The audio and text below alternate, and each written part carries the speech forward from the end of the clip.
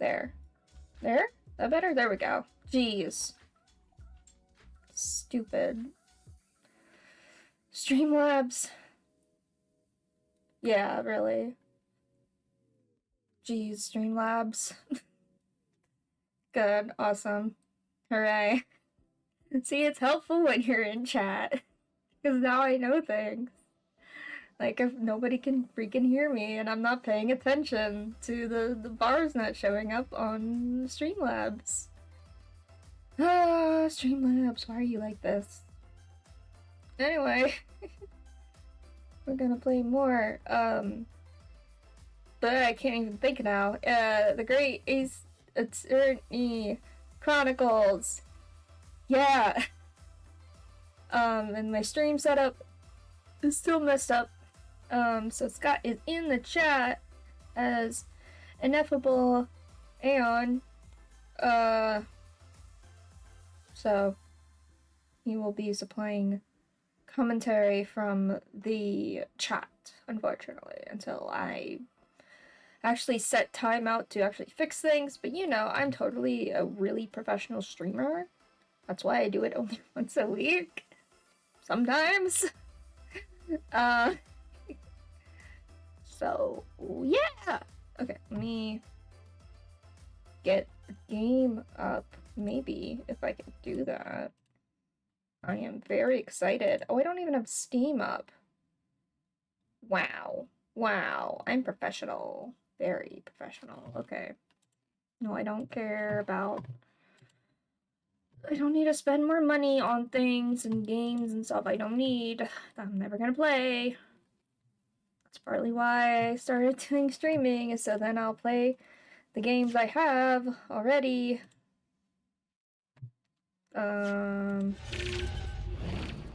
Let's see if this is gonna be smart. It's gonna be smart.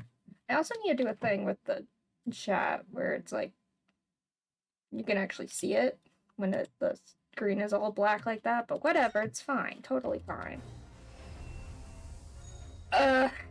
Anyway, we're about to go into trial, I believe. Oh yeah! Mr. Herlock is still in the hospital after being shot. That's fun. He had to get surgery. Hooray! So you know, that's a not great chance during this time period. Oh my gosh. Apparently he's struggling from waking up from the anesthesia. So that's fine. That's totally fine. He's fine. Totally. And also, our girl, she gone. Our assistant. 19th century surgeons. What's antiseptic? Germ theory, huh? Yeah, for real. Streaming time! Hello, Stan Fries! Streaming time, yes. Yeah, for real. What is antiseptic? Oh, okay, we're going to hospital. Let's see, how Sholmes is doing. 17th of April, the small hours, St. Sinners Hospital, Ward 3, St. Sinners. So funny still. Yes, I quite understand. That is a great weight off my mind. I would love if the screen wasn't black. Oh, Sholmes, he's up! Rest assured, I shall put everything in place exactly as we have discussed. Who is he talking to? Thank you so much. Is it, a girl? Why can't I can't think of her name now? Wow, I've already forgotten her. No, that's terrible. Suzato-san. Yeah, her dad's like sick, so she has to go back to Japan, which I think is a cover up. I think Mr. what is his name? The Chief Justice dude. Yeah, he's trying to weaken us. He's trying to weaken us by getting rid of our very helpful assistant. But little does he know, we now also have a literal child genius with a PhD. But yeah, I think he's talking to Cesato before she leaves, I think. It's been an honor and a pleasure to be acquainted with you, Mr. Sholmes. On the contrary, the pleasure has been mine. I bid you farewell, and Godspeed. Yeah, because she's leaving. Yep, so it's Otto. My dear madam. Alright, so he's up. That's good. To be continued. Woo! Okay, it's gonna be continued now, because wasn't sure how long that scene was gonna take place. But now it's time for the trial! Yay! It's gonna be so good. I'm so excited for this trial. You have no idea how incredibly excited I am for this trial. It's gonna be amazing and crazy. When I awoke the following morning, Suzato-san was already gone. Outside the window, the rain came down in sheets, and so began an even longer day than the last, one that I would remember for the rest of my days. Oh shit. Oh shit. Oh shit. Alright. 17th of April, 9:32 a.m. The Old Bailey defendants, antechamber. Alright, let's see if I can do her Cockney accent. Good morning, Gina. Is it Gina or Jenna? Yeah, Gina. Gina. And it's Ginny. No, it's Ginny. Ginny? Ginny. I'm dumb. I keep pronouncing. So when Iris says it's Ginny, not okay, Ginny. Yeah. Gina. Yeah. I don't remember. Whatever. I'm determined to prove your innocence today. I'm sure we can do it. So where's your friend then? Sorry? Yeah, no. In the fancy dress. Cesartoro, or however you say it, I don't know. Mrs. Zato had to leave early this morning. She was already gone by the time I woke up. You alright with that, are you? Forget about me if you like. Go and see her off. It's fine. Yeah. Cesarto. Yeah, Cesarto. Sounds like a Brooklyn accent. Honestly, that's what my... yeah, it's... Brooklyn accent. Honestly, it is. I'm trying to do a Cockney accent, but I really can't do it really well. Sometimes I get it, but then sometimes I don't. Somehow the best voice I was able to do was, I think, it was Mr. McGilded, who was definitely less Godfather, more Tracer. This one was from Mr. McGilded, who was definitely, absolutely, totally not just a leprechaun man. With his very Irish accent. Okay. It's fine. It's not as though Mrs. Otto and I won't meet again. One day. I don't know about that, boy. Even so. But you, Gina, you only get one chance. This trial today is all we have. Good morning, you two. Oh, it's Iris! Oh, she got the kitty! Oh my gosh, why does she have the kitty with her? How are you feeling, Ginny? Ginny? Ginny? Ginny? No, Ginny. Ginny. How are you feeling, Ginny? Ginny. Oh my, it's Longboy. I bet his leggies are in China. No, his leggies are in Japan, because his owner was originally Japanese, but he had to leave. He went back to Japan, so he left the kitty. Because the boat in particular was a very particular detail that you're not allowed to have pets on the ship. So, yeah. He had to leave the kitty here, but Iris and Sholmes took in good little kitty. I don't remember what the kitty's name is. Something long. I don't remember. How are you feeling, Jeannie? Did you manage to sleep? Ow. Waka hi. Yeah, Waka hi. He's cute. What are you doing here? What do you mean? When a friend is in need, we show our support. Isn't that right, Waggy? She calls him Waggy. That's so cute. Oh, bye, kitty. Ah, Waggy. Great way to show your support, kitty. Bye, kitty. I'm having nose around. What I'm gonna do? Is the cat gonna be important to the trial now? Oh my gosh, there's a loose cat. Oh, this cat's gonna do something at the trial. I just know it, and I'm excited. This trial's gonna be absolutely insane. Like,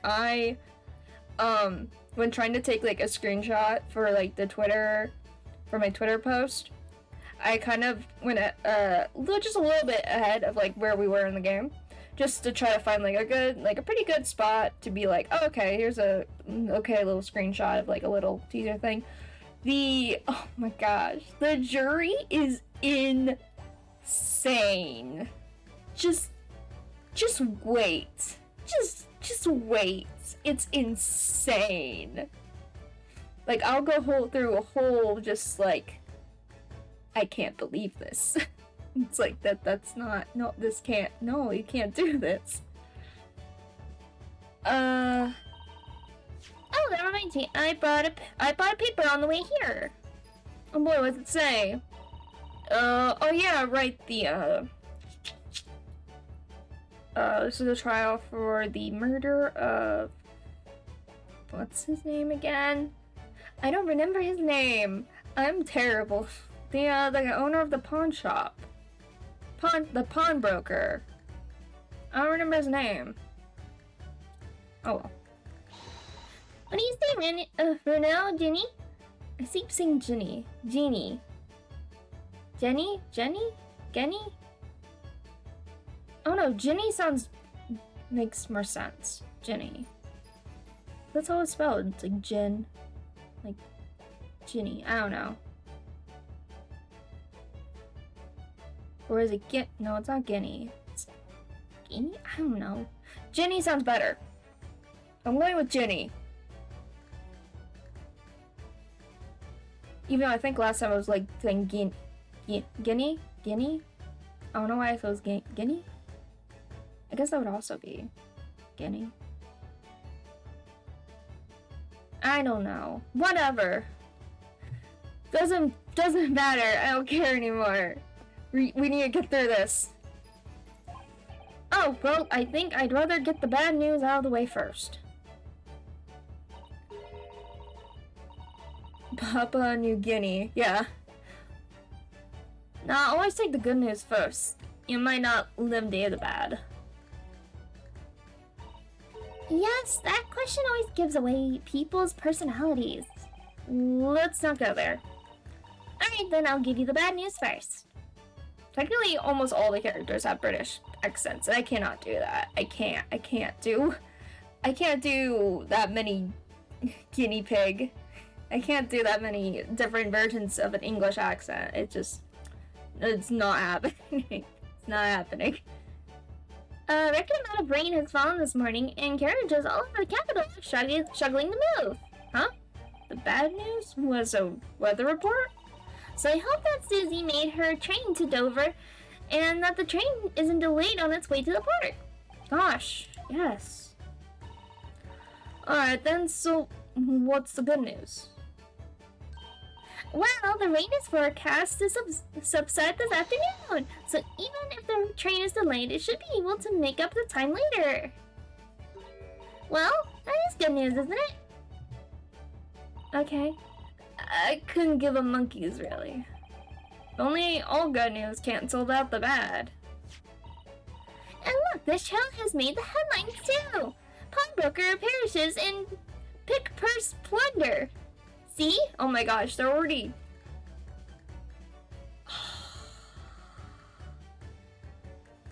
They're already pinning her as the murderer. Even though her trial is right now. Jeez, because it says pick purse. I'm assuming it's test. I like that. Well, let them say what they want out. See if I can. I can't, because you're covering your face. Don't worry, Bruno will soon show everyone that this headline is nonsense. I will. And then in tomorrow's papers, the headlines will be... Discharge diver is dauntless do-gooder. Isn't that fair now? Oh, yes? Let's hope so. Of course they will. I have absolute faith in you. How was that? I was trying to sound like Susie. Didn't work, did it? It's like she was still here. Yeah, no, Iris and Susato were two very different personalities. Very good, strong female characters. But very two different personalities. I love them both, though. I love them both. Alright, today's paper. Ooh, okay. That's gonna be important. Good luck then, Reno. I'll do what I can. Obviously, I don't know the law like Susie does, but still. I'll just shoot everybody if they don't agree. What? Oh, I guess they will let you bring that in. They don't care when anyone else brings weapons into the freaking courtroom, so why would they care if you bring a giant cannon? It's fine. It's fine. I'll be by your side the whole time, giving you moral support and encouragement. I'm not sure that big thing is as comforting as you think. It is, to be honest, but thank you, Iris. It's very kind of you. Oh, yeah, Iris. Yes, Skinny? Oh, I was wondering, it's all about Sholmes. Did they fix him up alright? Oh. Yes, the operation was a great success. But Harley still hasn't come around yet. Yeah, that's kind of important for us to talk to Sholmes, because technically he's a witness to the crime. So he's kind of important. I've asked a friend of mine at Scotland Yard, You mean Gregson? Gregson, your buddy? to send a telegram as soon as he wakes up.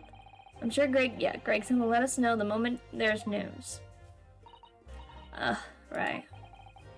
No Susato-san and no Mr. Sholmes. It's all down to me today. To prove that Gina is innocent of this crime. Miss Gina Bestrid, counsel for the defense. The trial is about to begin. Please make your way into the courtroom. It's time then. Yes, let's go, Gina. Iris. Lead the rain, Rune. Lead the way, Runo. Jesus Christ. Poor Gina. She's trying to put on a brave face, but I can tell she's worried and scared. I have to believe in her from start to finish. That's the weapon that will secure our victory here. Yeah. Oh, Kazuma. If I learned anything from my great friend, it's that. Hell yeah.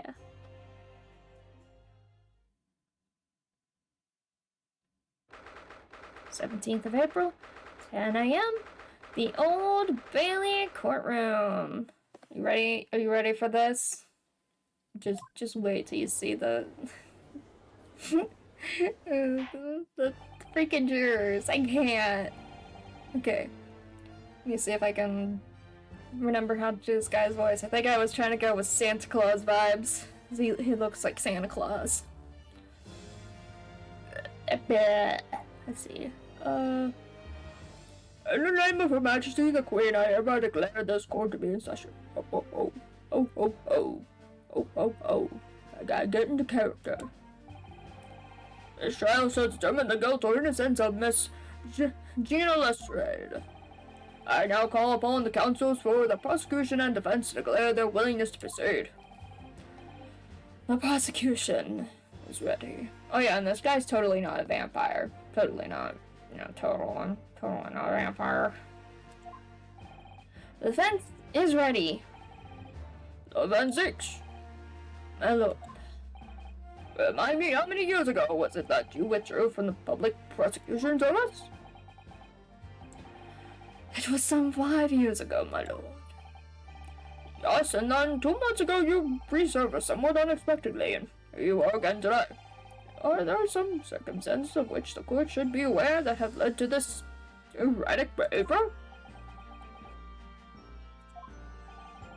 And what one might describe as your former life 5 years past, you dealt exclusively in matters concerned with the highest echelons of society and government. Really?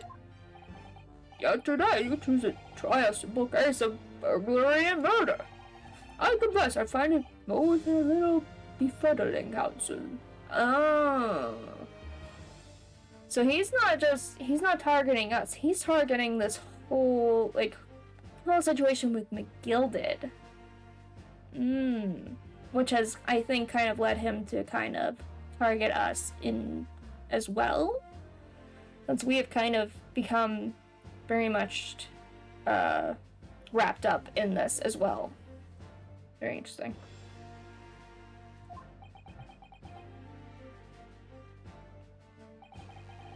There are two types of person I cannot abide. Firstly, those wealthy scoundrels who hide behind a mask of philanthropy to cheat the public at large. He means Mr. McGilden, who you defended against the Reaper 2 months ago. Yes, I just about managed to work that out. Thank you. Magnus McGilded. If I'd known what a monster he was, I never would have defended him. And secondly, more loathsome, those willy scoundrels who masquerade as allies only to effect total betrayal in the final hour. In other words, the confidence tricksters from those tiny islands in the Far East, the Nipponese. What? Did he really just say that? He means you now, Reno. I actually managed to work that out too. Thank you, Iris. You're very good, Counsel. Total betrayal? What are you talking about? Oh man, that torrid look of hatred in Lord Van Zeek's eyes. Was that directed solely at me? Or was he talking about all Japanese people? Ooh. So Van Zeek's is a racist. Maybe kind of already figured that a little bit.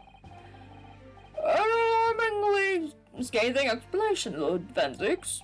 Still, the judiciary welcomes the return of the so-called Reaper of the Bailey, feared by all London's malefactors. And of course, gonna do a fancy bow. Your lordship is too kind. Now, jurors, the 6 of you have been selected to represent the will of the people in this trial. Oh my gosh, not all Japanese people are bad. Redemption are coming. Dude, Scott, prepare yourself for these jurors. Prepare yourself. Because I still am... Ooh, I'm still just, going nuts about this. Okay. No, not Stabbing McStabby. Stabbing McStabby isn't back. There are worse people here. Alright. First off, person all the way down the first juror. Hold on. Okay, hold on. Are you ready to hear the evidence placed before you and determine the guilt of or innocent of the defendant?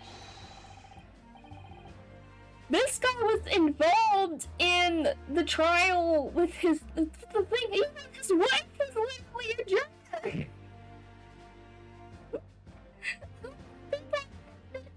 Are living in Britain right now. Or living in London, because clearly they don't have enough people to be, enough jurors. Because this is ridiculous. Oh my god. But yeah, this is the... Oh, I don't remember his name. I don't remember his name, shoot. But... And he's not in prison with his wife because, well, he wouldn't be in prison, it would just be his wife. His wife would be in prison. For... I think it would just be assault, because I don't think the person didn't actually die as far as we knew. They were possibly going to die, but we never heard back about that. There's no intent. No Manzara. Yeah. But still, like, what is he doing here? Because it was an accident. Yeah. It's probably it'll be its own trial itself, I'm assuming. But yeah, they were both full. Yeah. And it's like this shouldn't be allowed, but okay. But just wait, the last one, just you wait. Okay. The next one, there's two, okay. There's one juror, I'm like, we have never seen that guy before. Two of the jurors, I think, have been jurors previously before. I think one juror I don't think we've seen before, but he looks familiar, and I can't place where I've seen him. And the last juror, I can't. Okay. Trying to remember how I did this guy's name. I don't remember. I'm a lieutenant in the British Army here. Don't you know, chaps like me were born ready. Yeah, so this maid, I'm sure we've seen her before. Particularly with the braids, I'm pretty sure we've seen her. Clean cookery, clean cuttery, and a clean conscience. His lordship's motto is very appropriate here, I think. His lordship's. I wonder who her lord is. Who she work for? Interesting. Yeah, this guy's new. This guy's absolutely new. Never seen this guy before. He's very into the stereoscopic. Very important, probably, because things have to do with that. How should I do this guy's voice? Everything will be stereoscopic in the future. Absolutely everything, and I'm ready for it. Why is this guy, like, prepared for surgery? This guy looks familiar, and I can't think of why or where. He looks very familiar, though.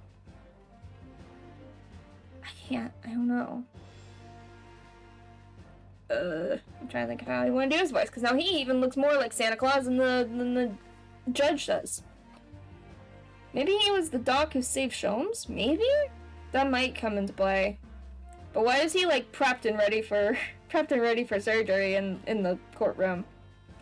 Maybe somebody else is gonna get shot. I don't know. Well, he's kind of an older man, so I'm trying to think of, like, old man voice, kind of. I don't understand it. I can't have left it in there. It's not possible. But could I have? What? He left something in a patient? Did you leave something in Sholmes? Did you leave something in Sholmes? Did you leave something in Sholmes? Sir? Sir? Sir? Did you leave something in Sholmes during his surgery? Sir? What? This lady, we have seen before. Absolutely. She has been a juror as well. She has been a juror. She didn't have this thing. She didn't have this thing before, but she was here. She was here. Woman indispensable in society. Stop. Female-centric future awaits. Stop. It seems to have a lot to do with future, like future technology and shit. Okay. But you have to prepare yourself. You have to absolutely prepare yourself for the last juror. Are you ready? I don't think you're ready, but I'm gonna go anyway. Because you're gonna be... I was in shock when I saw this. I can't.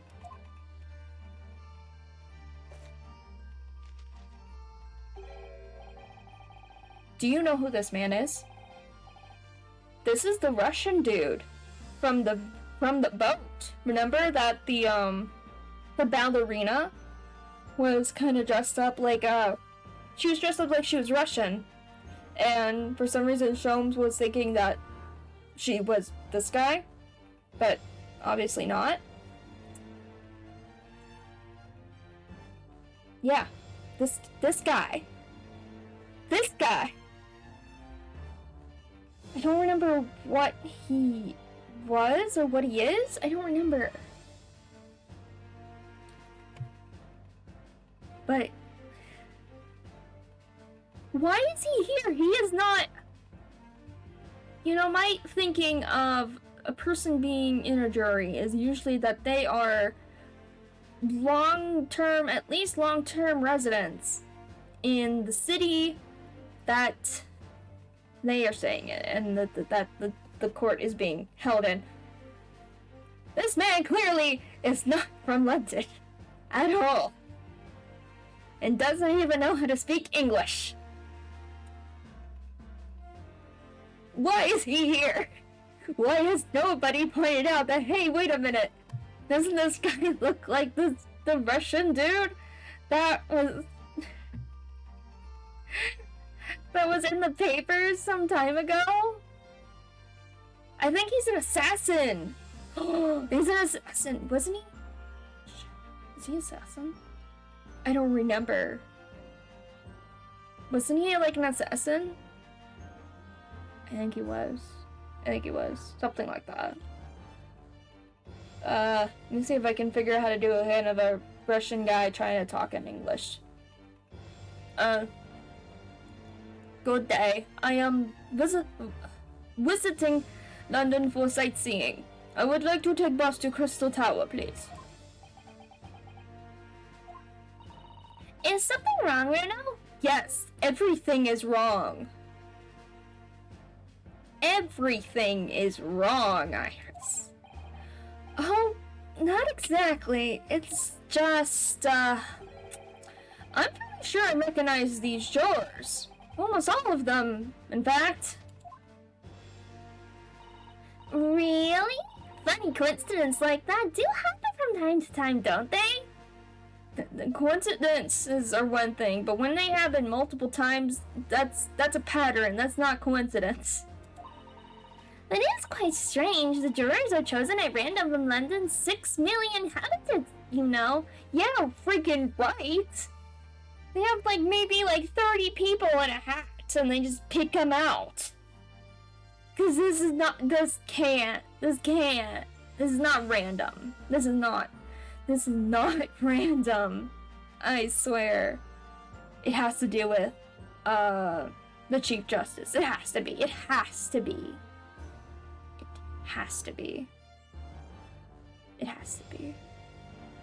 Right?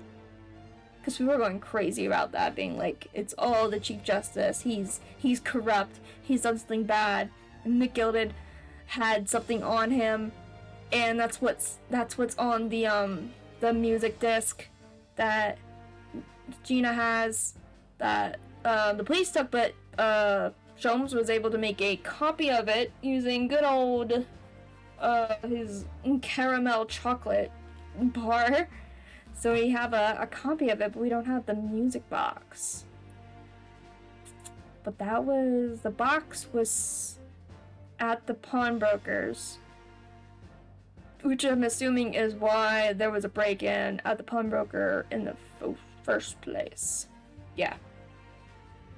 But anyway, so I've been led to believe, but something tells me I'm being duped. Yeah, absolutely.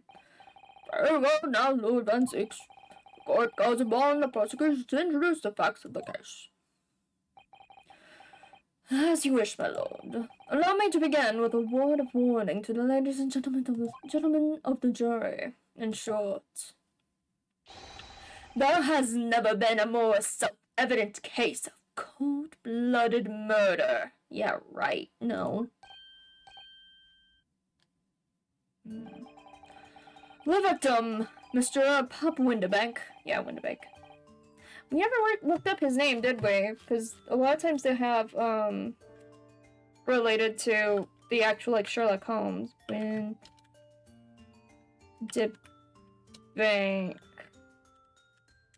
Windibank. Oh! Windibank is a name of an auctioneer site?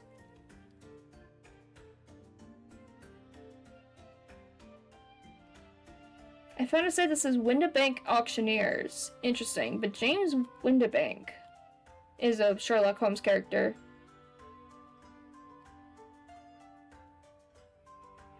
James Windibank was the villain in the short story A Case of Identity. He attempted to defraud his stepdaughter, Miss Mary Sutherland, of her inheritance via a complicated scheme in which he began engaged to her under the false identity of Homester Angel and then disappeared. His ruse was easily discovered by Sherlock Holmes.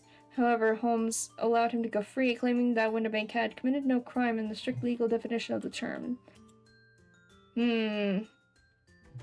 Interesting.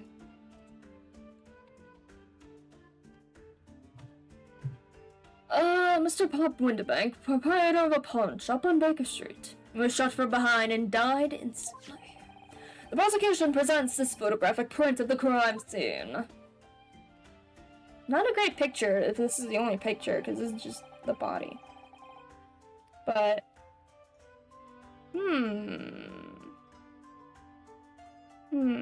why is it? Okay.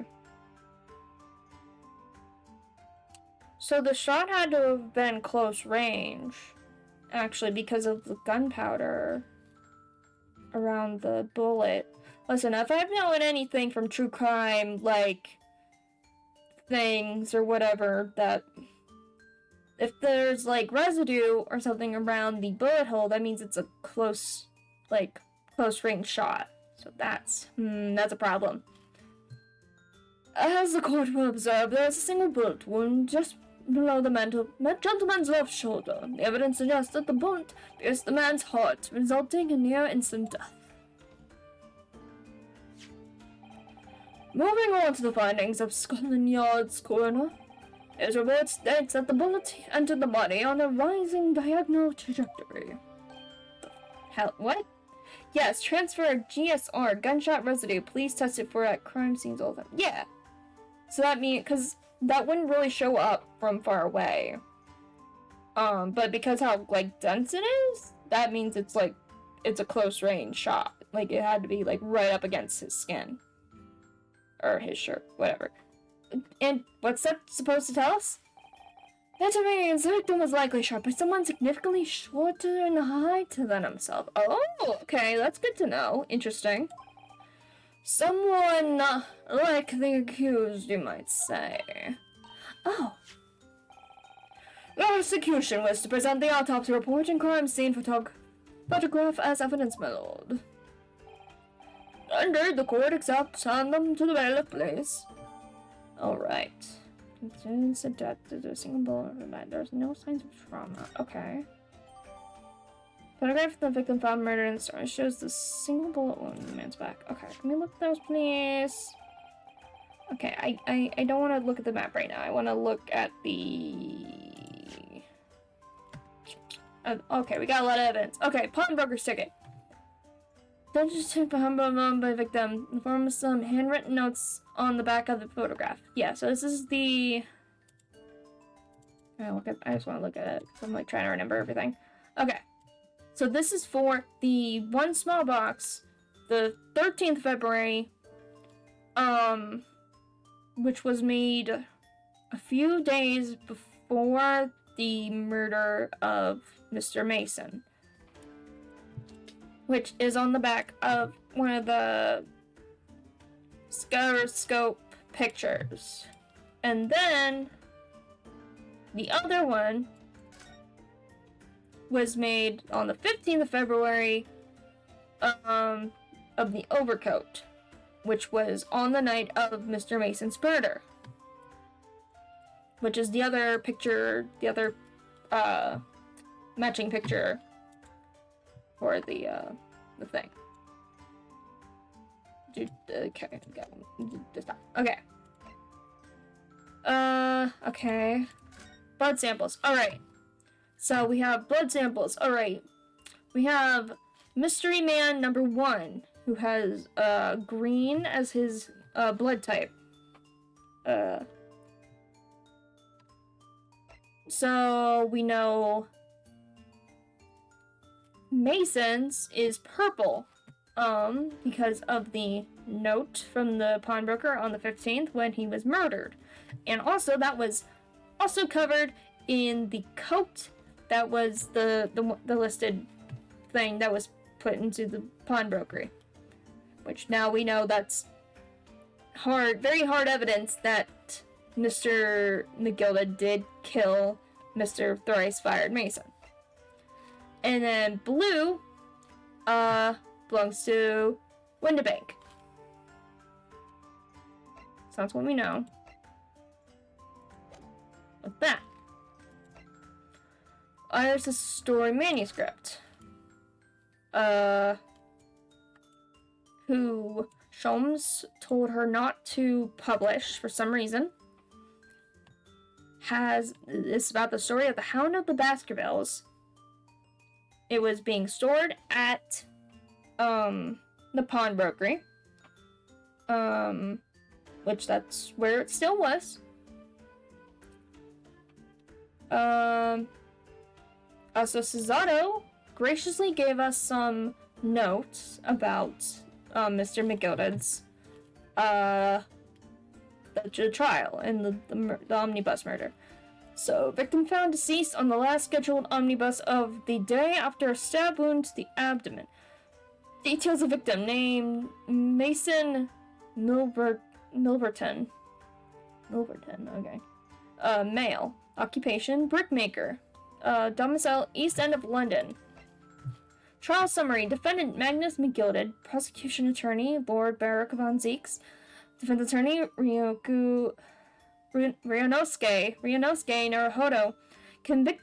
Conviction was assured with 3 eyewitnesses' testimonies. However, a surprise 4th witness's testimony resulted in acquittal due to insufficient evidence, which was Gina. So, morning paper. Can we look at that? Oh, look at that. Pawnbrokers, parishes, and pick bar splendor. Hello, Virginia, I mean. But tomorrow's headline will be Discharged Diver is Dauntless Do-Gooder, right? Yeah, something like that. If possible, I'd like to go even bigger. Bigger how? Pocket protects planet post-trial, perhaps? Protects planet? Oh, I can't wait for tomorrow now. It's going to be so great. What are you talking about? Okay. Is there something else? What's on the back? Can I look at the back? There's a sensational story lower down the front page as well. Look. Ministry Mall? Classified secrets may have been leaked overseas from Ministry of Those. Ooh. Somebody's a mole. Is that Von Zeeks? Is Von Zeeks the mole? Ooh. Alright. This is interesting. Oh yeah, right. Man, this is so crazy with all the details in this game. Just everything's just rolled up into one huge mystery. It's so good. For a 10-year-old, Ira certainly has her finger on the pulse of world news. It's about secret communications between Great Britain and its allies. Apparently, they're being intercepted by hostile nations. Communications are being intercepted, but how would somebody be doing that? That's the question, isn't it? I've come up with 3 different possible methods so far. Are you looking for a new career route? No, of course not. I wonder, perhaps this is what Lord Strongheart was talking about yesterday. Yes, it could be, and it could explain why he has Greggsy running from pillar to post at the moment. Right, because the Scotland Yard was going crazy with another. They said that they had a much more important case that they were working on. So maybe this was the case. They were trying to find the mole. Okay. Okay, that's good to know. Okay, got that. Okay, so let's look at the autopsy report. Details of victim: name, Pump, Windibank, male, occupation, pawnbroker, and Baker Street, time of death.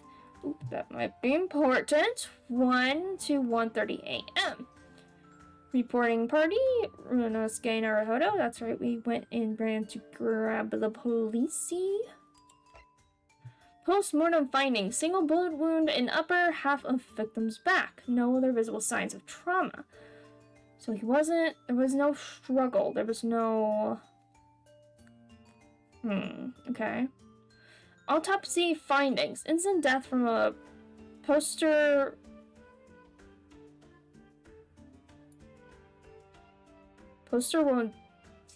bullet wound to the heart. The bullet entered the body from the back on a gently rising diagonal trajectory. So shot from somebody who's shorter than Windabank.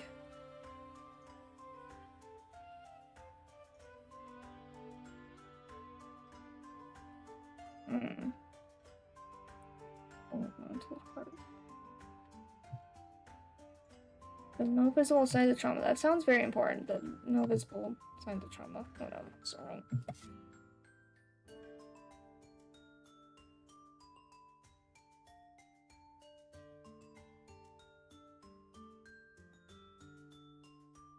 Okay, sorry about that. There was like a piece of plastic that was like stuck to like the cord to my mouse, and it was like scratching, and it was annoying me. Okay, anyway. Alright. Photograph of the victim. So yeah, there's that.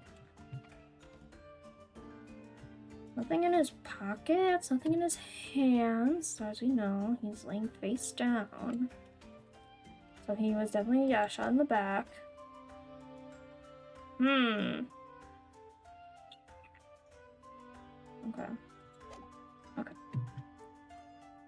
I now ask the court to turn its attention to this plan of the establishment where the incident occurred. Right, it's also a locked room case, isn't it? Oh gosh, it's another locked room. The proprietor was found in the storeroom where he kept articles pawned him. A windowless room with a single point of entry, a door to the main shop that was found locked. In the sealed chamber, there were only 2 persons present. The victim, Mr. Windabank, and the accused. It may further interest the court to know that when the accused was discovered at the scene, she had in her hand the gun used to fire the fatal bullet. You don't know that, for sure. Well, that's that then, isn't it? Nothing more to say. Isn't that grumbly little girl a pickpocket anyway? She's one of those filthy drabs that live in the East End. Oh, well, it's only a matter of time before she got blood on her hands, Sam. What are the jurors waiting for? This girl's guilty as hell. We can't jump to conclusions here. We mustn't assume her guilt because of what she has to do to survive. That's true. That beard dude is what we call sus. He looks so odd. Yeah, no, that's the Russian assassin that was mentioned in the thing when we were on the boat. When Cosmo was murdered, that Herlock thought that the ballerina girl was actually this the Russian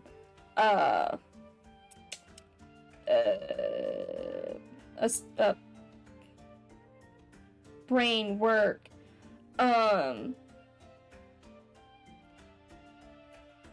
assassin. That's the word. Wow. He was thinking that she was the Russian assassin when she was just dressed up as a very, like, stereotypical, I guess, Russian man. But there was in the newspaper article, the newspaper that we had mentioned, I think that guy, like, on the run. So we have a freaking... Oh my god, we have an assassin on jury. Again, why is he here? He has like a translation book. He can't... Okay.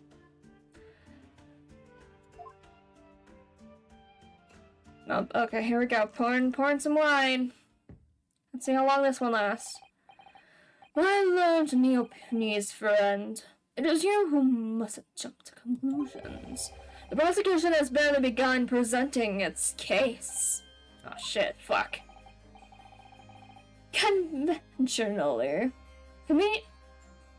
Conveniently, this appalling act of murder did not go unobserved. There were witnesses. Good gracious. After their testimony, this girl's true nature will be exposed. pitiful pig purse, or cold-hearted killer. Here's to establishing the truth. The court would like the floor plan and firearm into evidence. Add them to the bailiff, please, Lord Van Six. At once, my lord. Okay. Okay, Winterbank's revolver.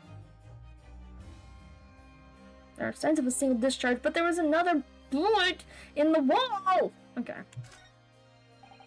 This isn't good. Okay, I'm gonna look at those, please and thank you. Okay. So... Hmm.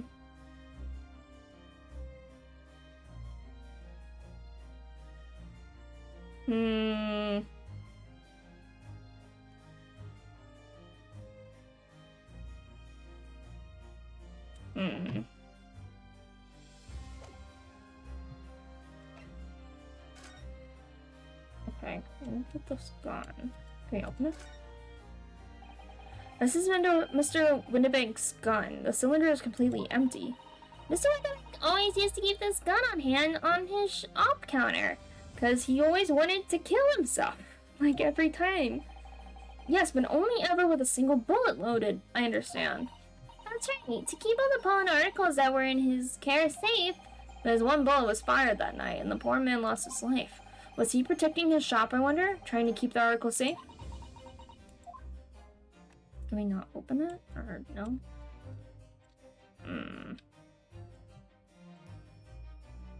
Shouldn't there be a bullet casing in it? Is there anything else about this?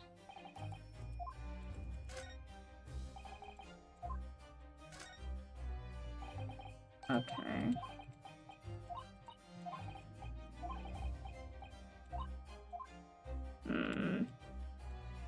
Iris is thinking something, but she's not telling us. Okay.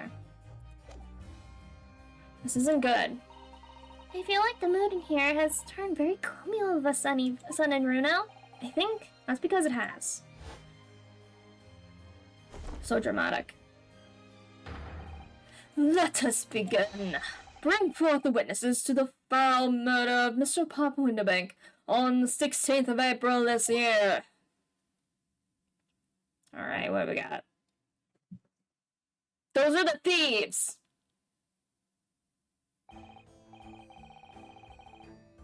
Those are the thieves. I'm sorry. Those are very... What kind of, just, like... Can we find the most, like... suspicious-looking, little,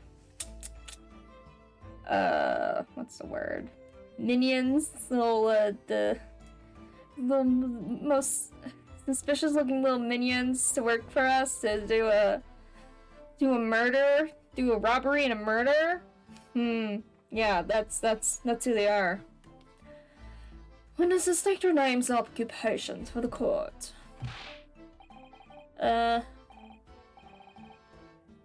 Name's Nash Scullin. Occupation is baddie, professional baddie.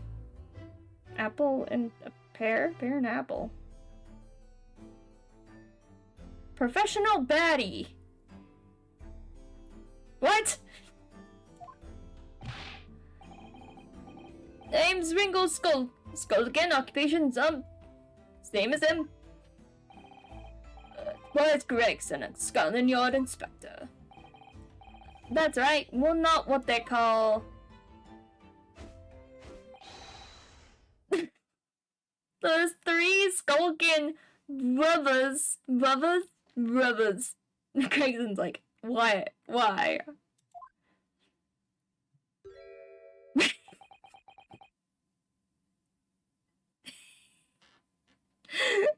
Gregson is not. He's not amused. What are you looking at me like that for? Don't let me up with you lot. Well, blimey, that's gold. Don't you know what we're going for? It's all above. lost contact with him. We're scoping up a shady corner of the capital. And last night, we came across you, the very spittle block. Very spittle of the bloke. And the right, Ringo? Hey, Ash. Yes, the very spit of him. So I can't figure out how I want to do each other's voice. I bet they don't cross the street at corners and pop their collars when they do it. Yeah. I'm trying to think. I want to make this guy's voice deeper and then this guy's a higher voice. I don't know. Just feels right. So we decided then what we was gonna do, we was gonna call you Big Bob Sulky. Come on, leave it out. Leave it out, you two. Sulky. Skulkin? And that's before he's run out of chips. Well then, Inspector Skulky, Greg said. Begging your pardon, my lord, the name's Tobias. What would I like to know, Inspector, is what you are doing in the witness stand. The Skulkin brothers are currently under arrest, my lord, on suspicion of theft. Thieves they are they? Oh, these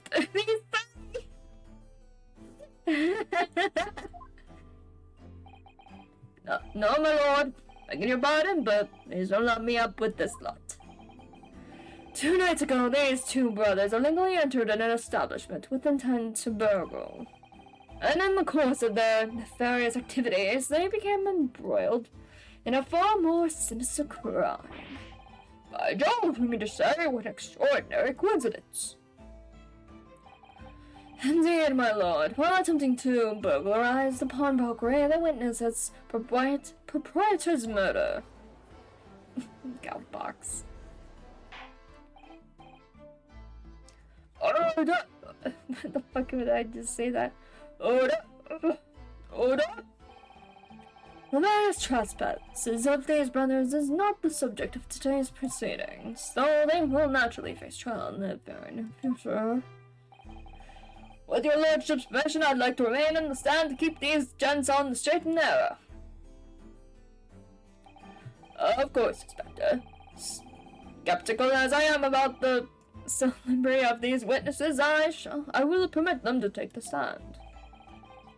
Mr. and Mr. Skulkin, you will now testify before the court. Describe the events of the night in question and what exactly you saw. Bitte. Cause the Skulkins never skulkin. What does that mean? I love this little...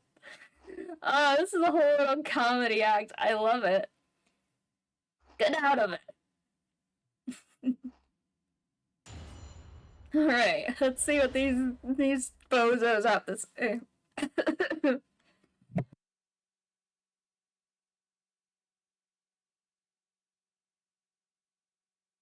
I'll have a little bit of a drink before I try to attempt this.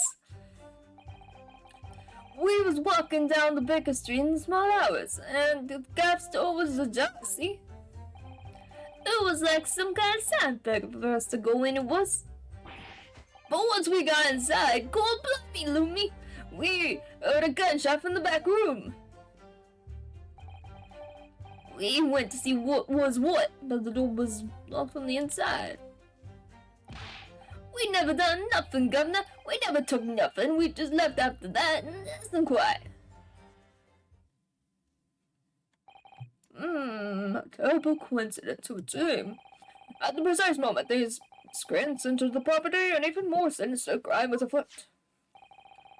The witness's testimony is consistent with the crime scene in every detail.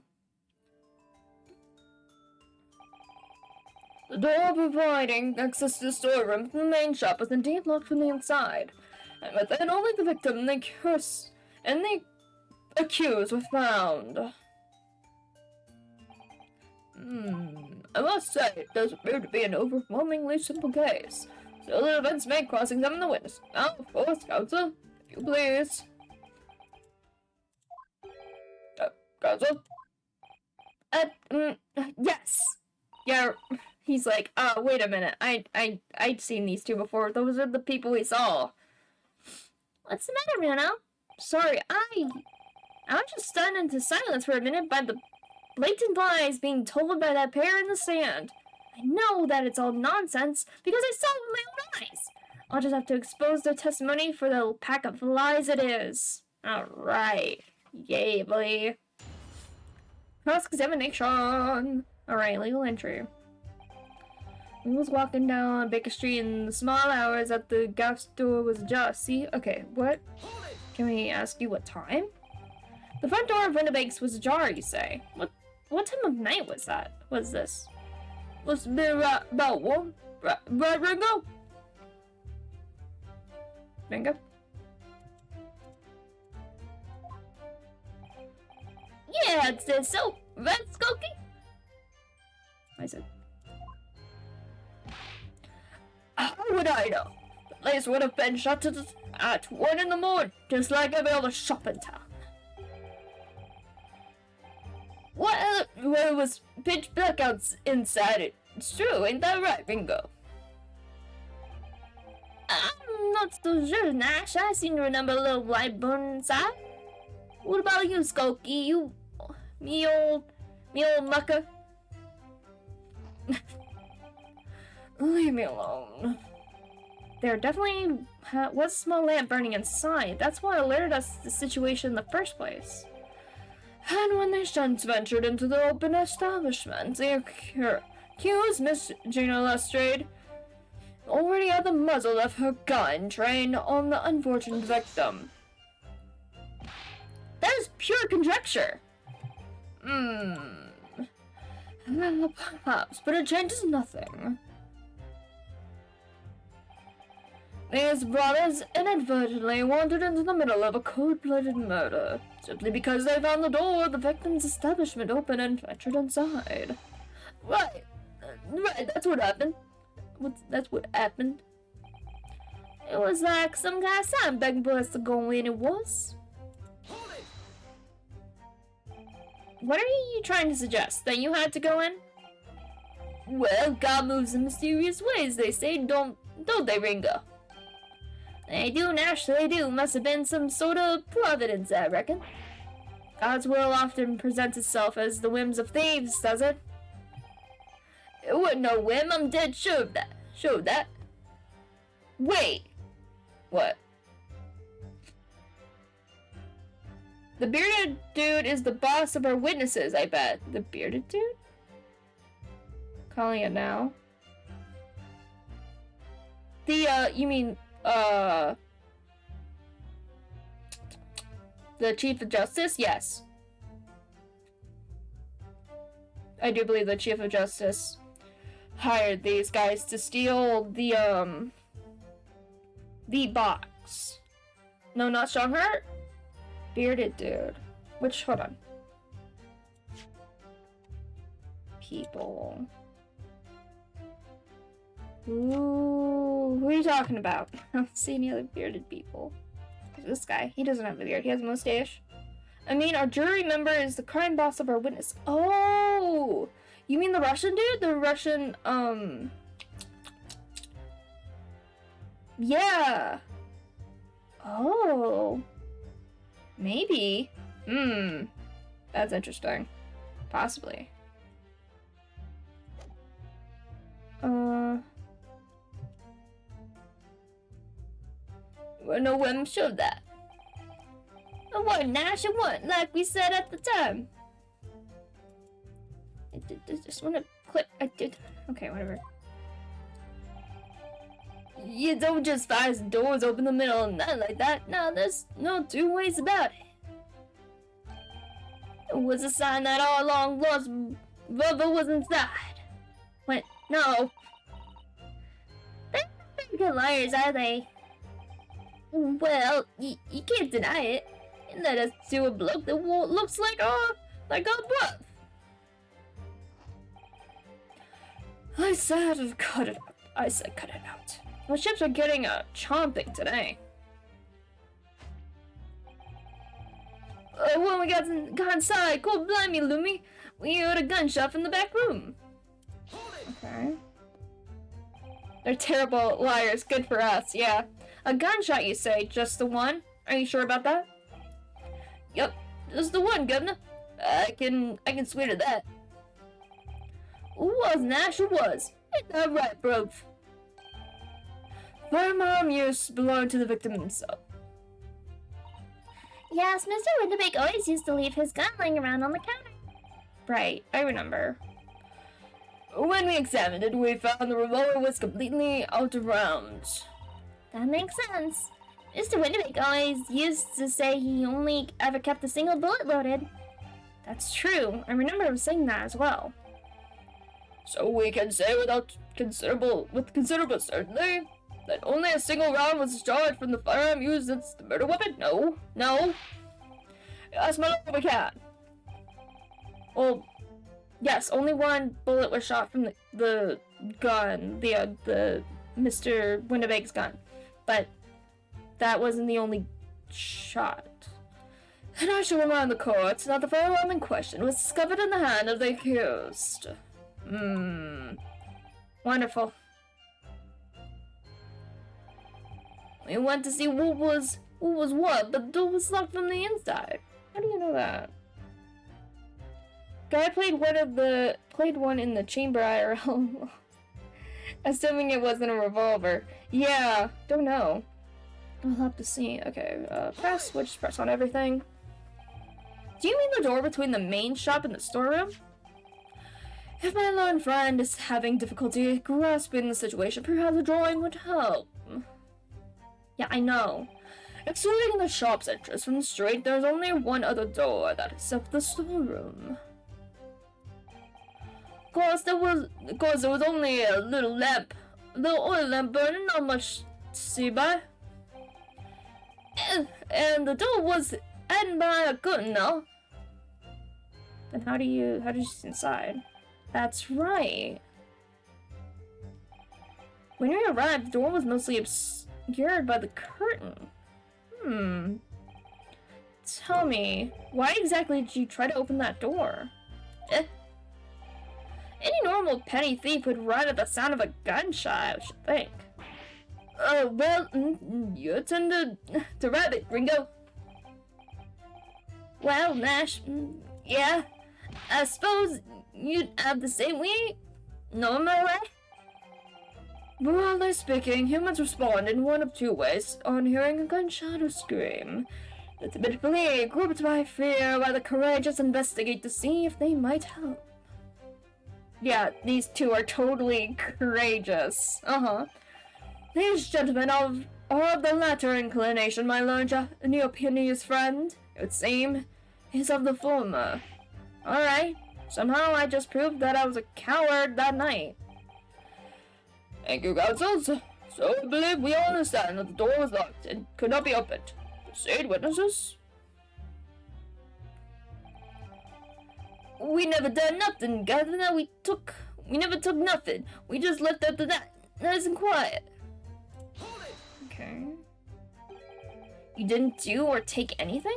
Is that your story? Well, it was soon as, wasn't it? It was, Nash, it was. Didn't even have time to pull me dukes out, me Lucy lockets. Oh wait, you're talking about your fists. Lucy lockets? Pull me dukes out of me Lucy lockets. What? So with no time to take your hands out of your pockets, you just left, nice and quietly, you say. That's right, Governor. Nothing we ain't more than violence, peace-loving nibblers we are. Bludgeoners. We are, Nash, we are. Never even pulled me dukes out, me Lucy lockets. So you'd clearly like us to believe. Go be it.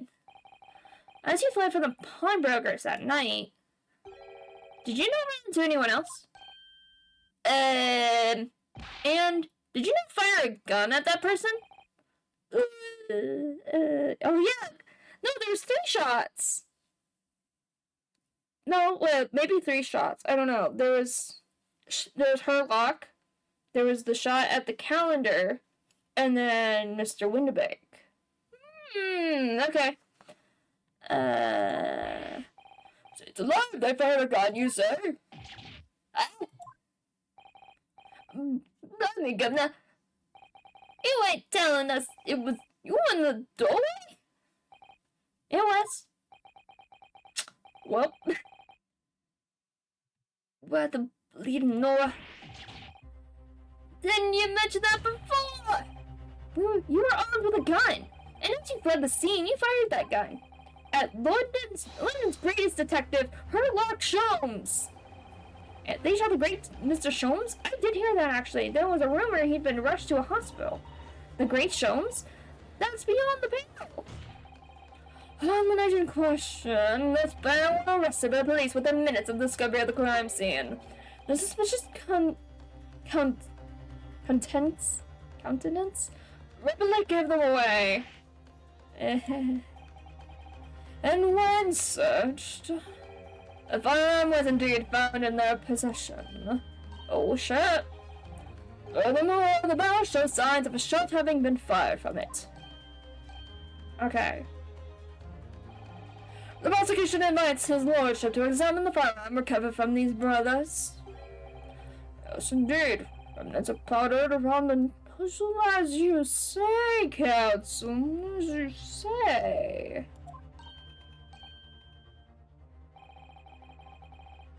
Or to load this weapon as evidence. Okay. So that means the green blood that's on the calendar has to be Sholmes. Okay. So that begs a question.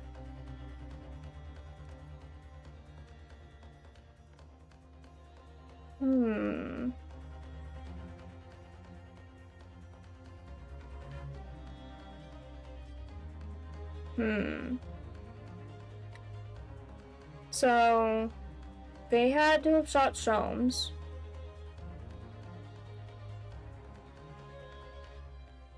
Because that would have been the second shot. The first shot that alerted us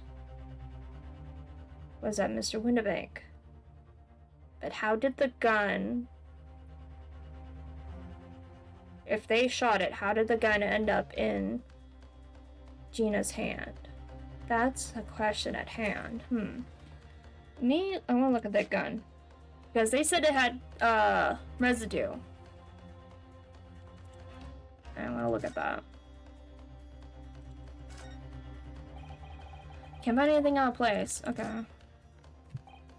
So there's ammunition still loaded in 5 of this revolver's 6 cylinders. Yes, which tells us that only a single shot has been fired from it. Exactly. The bullet that hit Hurley, in fact, isn't it? Yes, it happened almost as soon as we walked in through Windibank's door. I'll make these brothers pay. So what does it say? From possession, there are signs that a single round was fired. Okay.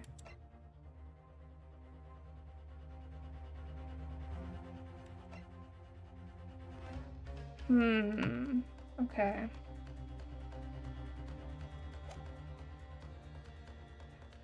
Now, my lonely opinions friend. Yes?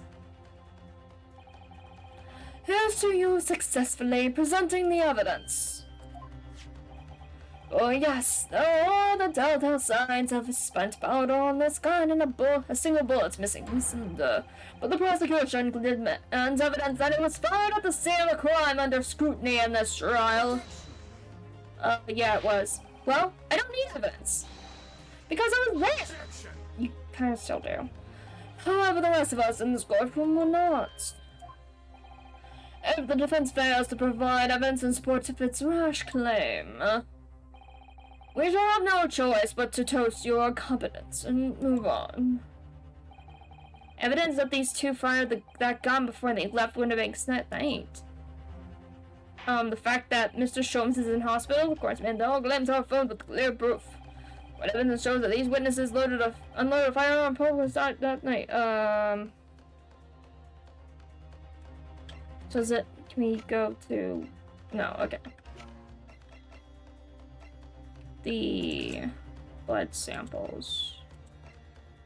This. Okay, how do I... Present? No? Evidence is in this portfolio. Well, I don't know if you have that, Council. During the course of our investigation, we discovered a number of blood stains. Not trusting the police to do the job they are trained to do, how arrogantly new police view. But, well, anyway, we analyzed all the blood samples we found and recorded the results in this portfolio. And you claim to have the evidence the court is amending therein? Yes, my lord. No more dallying, then, counsel, present the pertinent evidence at once. What do you have in your portfolio that proves these witnesses unloaded a firearm at the scene? This one, yes, my calendar. What is that? It's black. It's a photographic print taken at Winnebank's pawnbrokery on the day of the incident. On the scene of the crime, is it? Is that a bullet hole? And if my eyes do not see me, it appears the bullet is still lodged there. Yes, your lordship noticed. The bullet pierced Mr. Winnebank's calendar. The date shown being the 16th of April, the very day of the pawnbroker's death. The incident occurred at 1 hour after midnight, but this indicates that a separate shot had been fired sometime after the calendar had been set to the 16th. That's right. And while it isn't irrefutable, the defense believes that this is credible evidence that the witnesses did fire a round from their gun in the pawnbrokers that night. Yeah.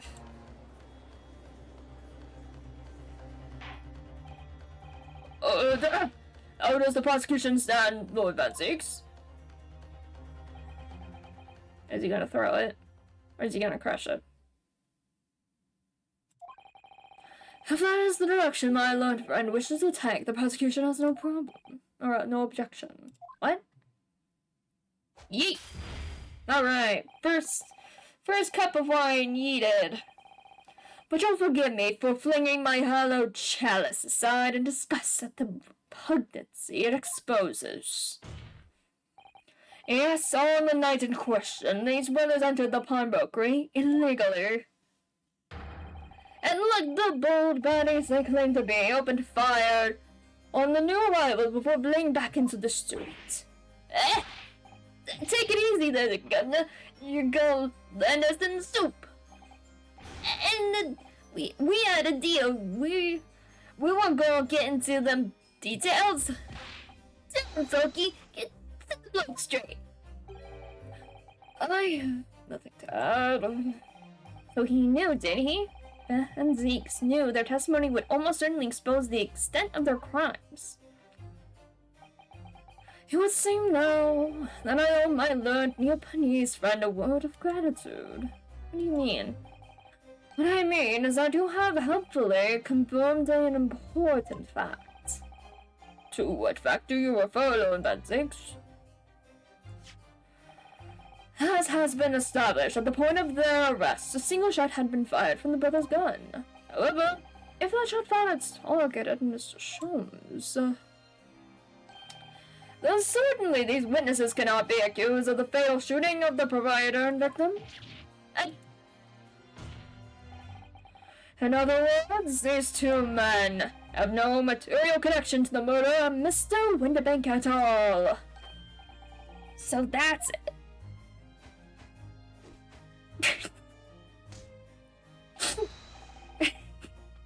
That was so stupid. I love it. It's so silly. Oh my god, look at their dumb faces. That's weak. That's it. We didn't have nothing to do with it. We didn't, Nash. We did it. That's what I reckon. Your crimes include unlawful entry, intent to steal, perjury, and let's not forget attempted murder. What again, fellas? Right for it now, bruv. No, then, Let us take a moment to consider the aforementioned great detective, Mr. Herlock Holmes. It would seem the man patronized the pawnbrokers and questioned somewhat regularly. Where's he going with this? Mr. Sholmes appears to take pleasure in tinkering with eccentric machinery. Eccentric? Eccentric says who? Not me. Don't give me that look. He installed a pair of machines like this one in the victim's shop. Right. This is interesting. Okay. Oh! That's one of Hurley's red-handed recorders! What is that, counsel? It's the appearance of a photographic contraption. As your lordship has surmised, it is indeed a camera attached to a small, tiny device. Every half an hour, it automatically photographs the interior of the establishment. The idea that if a thief were to break into the shop, he would be caught red-handed. Prosecution has obtained the photographs taken by the defense on the night in question. Okay. 30. 9 o'clock. 9:30. As the court will observe, copious identical prints are produced in a quite desultory fashion. Rather prodigial, I feel. In fact, there are 2 such devices in the victim's shop, my lord. If I may refer the court to the plan of the premises, their respective positions are here and here. Okay. You see these cameras produce a print every other hour. I'm afraid I fail to see how that would help in the anticipated theft conducted. This activity is in one of the many 30-minute intervals. One can only pray that the would-be criminals lingers, my lord. On the night in question, the witnesses currently in the stand were not caught on camera. That's a bit for a talking above. Lady Gloves is sulking. Witnesses, what time did you trespassing me at? Must have been just after one. Right, Bev? Must have been, Ash. Must have been. Yeah, just go on. In which case, minutes before these brothers entered the establishment. I feel like every time I have to do Ben Zeke's voice, I have to be like, sigh, big sigh. What scene might we expect to see within the shop? Let us examine the evidence. Oh shit. Good lord. Oh, well, fuck. This is a problem. This is a problem. This is a big problem. Oh no. Oh no. Oh no, Gina. No. Oh, we're fucked. It's abundant. It's abundant. It's Gina strayed. Well, we're fucked. We're fucked. As the court can clearly see, the accused is pictured, gun in hand, facing the victim over the shop counter, no doubt coercing the proprietor to open the door to his storeroom. What? One can only too easily imagine the events that unfolded. The court will take this photographic print as evidence. Please, counsel. Okay. Okay, I want to look at that, please. Thank you. Because that's gonna screw us over a lot. Okay. So this is still here. This picture.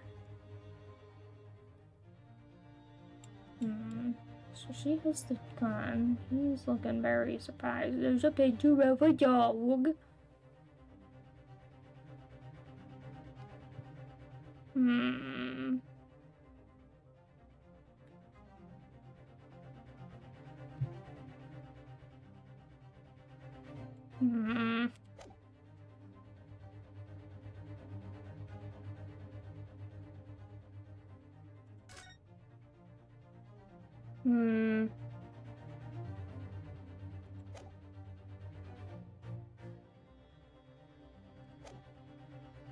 Ugh.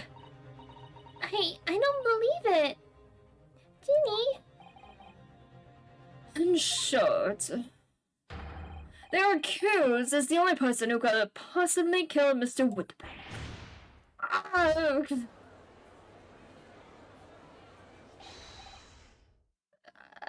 See, my lord. Fucking.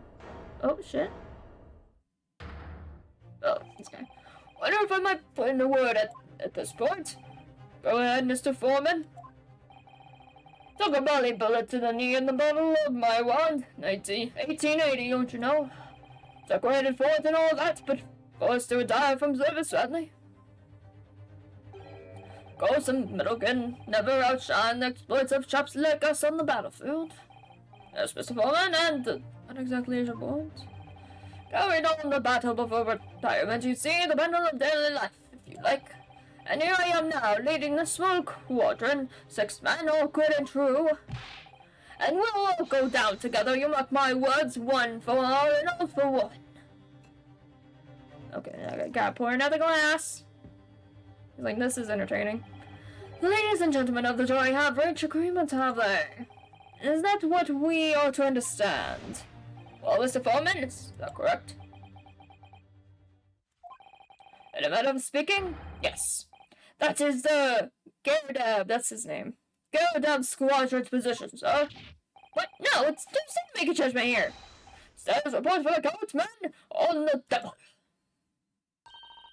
His lordship insists on promptitude at all times, and that goes for making decisions too. I think I'll find the truth is as clear as day now. I could reach out and touch it. I wouldn't have left it in there. I just went. But in all honesty, I can't actually remember. Situation clear. Stop. No room for doubt. Stop. Truth now undeniable. Stop. I am very sorry for brothers. They are unlucky. Very well. I now call upon each member of the jury to state his or her pleading in this matter.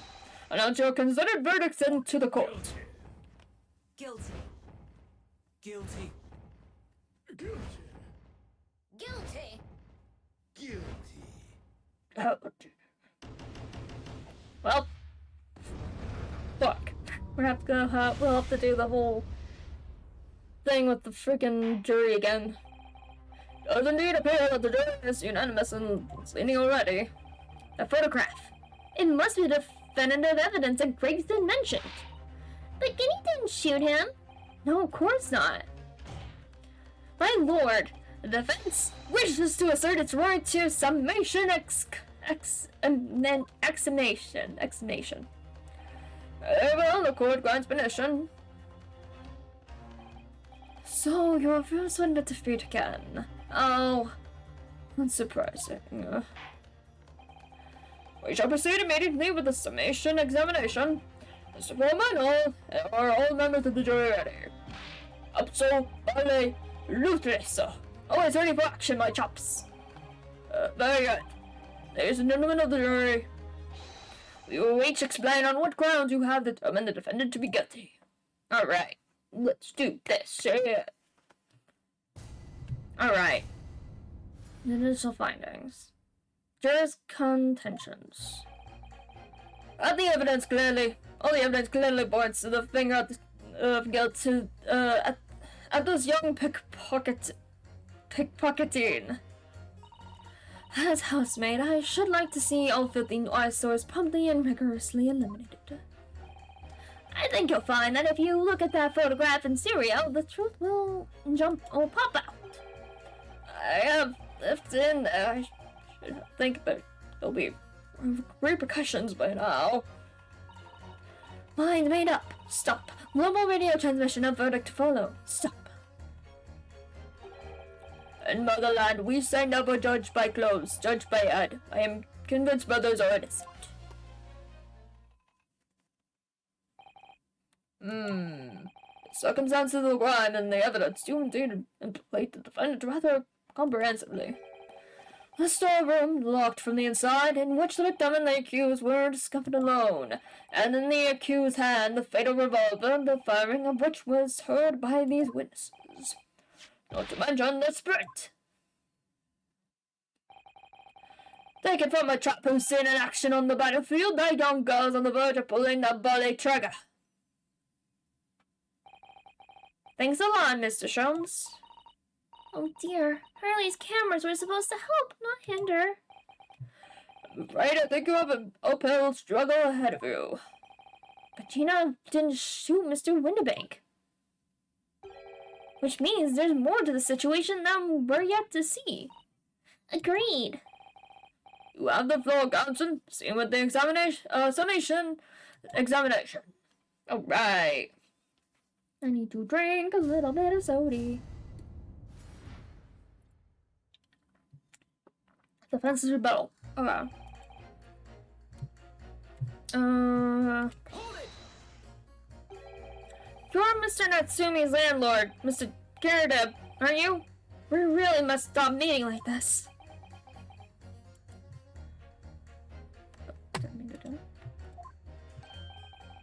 Oh, you're that lawyer chap. Is a turn-up for the books. Yes, well, the turbulent time we had back then. Some extraordinary events took place at your house, that's for sure. Luckily, Mr. Sholmes and I were able to get to the bottom of it. Bottom of it all. I think we did rather a lot for you, didn't we? I mean, obviously. I wouldn't be suggesting that therefore you should change your leaning to not guilty or anything. Totally not. Can't be denied, I suppose. Ghost of the Garradab's house was the talk of the town after that business. I just moved out and I couldn't get a bullet so to take up the tendencies. It was a garbage place to live anyway. Oh yeah, not death, not cats. Ah! I haven't had the heart to break the news to Joey. Johnny yet. Bad enough the little ghost clapped up. I guess she's in jail. Yes, can't be denied you did do a rather lot, but that's for us. That's not for us. That's for Dash certain. I suppose not. Of course. There can be no suggestion of that being the reason I'm leaning towards guilty, obviously. Obviously. But honestly, I really wish he'd pay more attention to the trial and less to juror number 2. Oh shit. Oh wait. Did he actually? Oh wait. Huh. Interesting. Well, she's a maid, and he doesn't have. If his wife is in jail, he doesn't have anyone to really help around the house. So he kind of does. He can't afford a maid, but he could really use one, honestly, because he has a bad knee. As a housemaid, I should like to see all 50 visitors are promptly and rigorously eliminated. Okay, I would like to ask about more of that. Polishing the bench, I see. Again? Yeah, she's been here before! Nice work is never done. Not a blemish must remain. Oh, nope. Keep doing that. What exactly do you mean by filthy eyesores? On my way to market for his lordship, I have to pass through the East End. The place is full of beggars, pickpockets, and crossmen, the scum of the earth. A little harsh, perhaps? Let me be plain. If it were up to me, all those back slums would be made spick and span or eradicated. At least we have people like the great detective working to achieve these important goals. You're referring to Mr. Herlock Slums? That's right, I like to keep abreast of his exploits by reading Red's magazine in between my duties. He does wonders cleaning up London streets. In my opinion, he should be declared an honorary maid of the capital. Mr. Sholmes? A maid? It's really quite unforgivable. Gutter scum having the audacity to shoot our very greatest detective. But the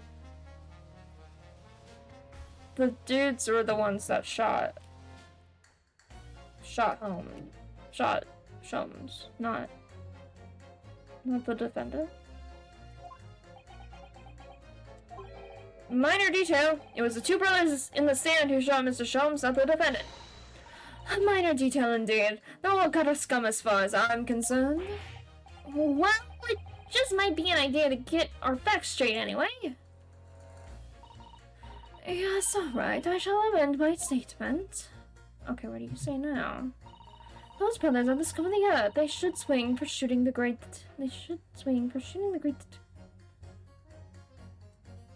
Oh my god, you mean... Okay, but the... I agree with you. The shooting of Mr. Sholmes was an unforgivable act. The purpose of this trial is to determine who shot the pawnbroker, Mr. Windibank. I'm afraid you're splitting hairs, sir. Sorry? Whether it was the thieves or the pick purse, it's still other trash that shot the pawnbroker in the end. Faulkner should be cleaned up and eradicated, in my considered opinion. Thanks so much for sharing. Changing this maid's mind isn't going to be easy. No. It was one of those two brothers that shot Hurley, wasn't it? Yes, without question. Well then, I'll never forgive them. Oh, Iris. Perhaps we can use this maid's statement to help us somehow, do you think? Yes, maybe. Let's listen carefully to what each juror has to say first. Okay. I think I'll find that if you look at the photograph in stereo, the truth will just pop out. Okay. What do you mean? What do you mean, look at the photograph in stereo? Sorry, what? What don't you you know? Oh, did it again.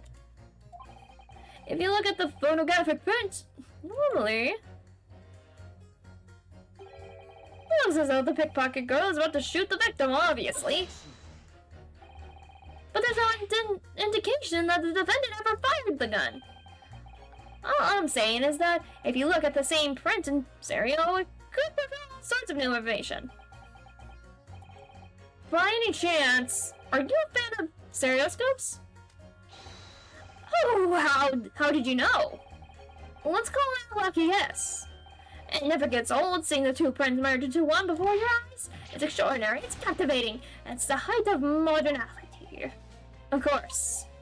Oh yes, I think you'll find the stereoscope is here to stay, giving us new perspectives we could only dream of before. It's the greatest invention the world has ever seen. If only it could give me a new perspective on this case, I might agree with you. If I have left it in there, but I should think there'd be repercussions by now. What are you talking about, sir? What exactly have you been muttering about all this time, sir? You keep talking about having left something somewhere or something like that? So sorry. As you can probably tell, I'm a surgeon. A surgeon? That totally passed me by. Of course, people conducting surgery in this country are considered to be doctors. Oh no! Even though me and my kind are at the forefront of medical sciences, the real brains in the field. So, what is it that you think you left behind? That's a little embarrassing, to be honest.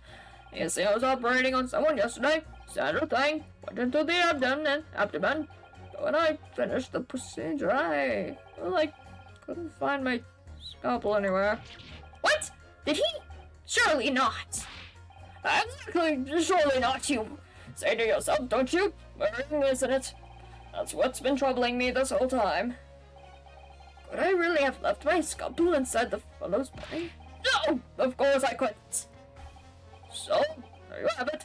Like I said, it was embarrassing. That's one way of putting it. The other is manslaughter. That's exactly my concern, seeing as this case appears to be all but sewn up. I need to focus on trying to remember exactly what I'd sewn up elsewhere. Oh, I'm sure I made sure everything was back as it should be. Well, as sure as you can be without being sure. I'm sure you need to be more sure. Line made up. Stop. Global radio transmission of productive photo. Stop. Okay. Sorry, radio transmission? What do you mean? Are you from the Far East? Stop. Yes, from the Empire of Japan. All communication with the Far Eastern nations used to take place by mail. Royal Mail streamers take more than a month to complete the journey. Ah, but now we have the electric telegram.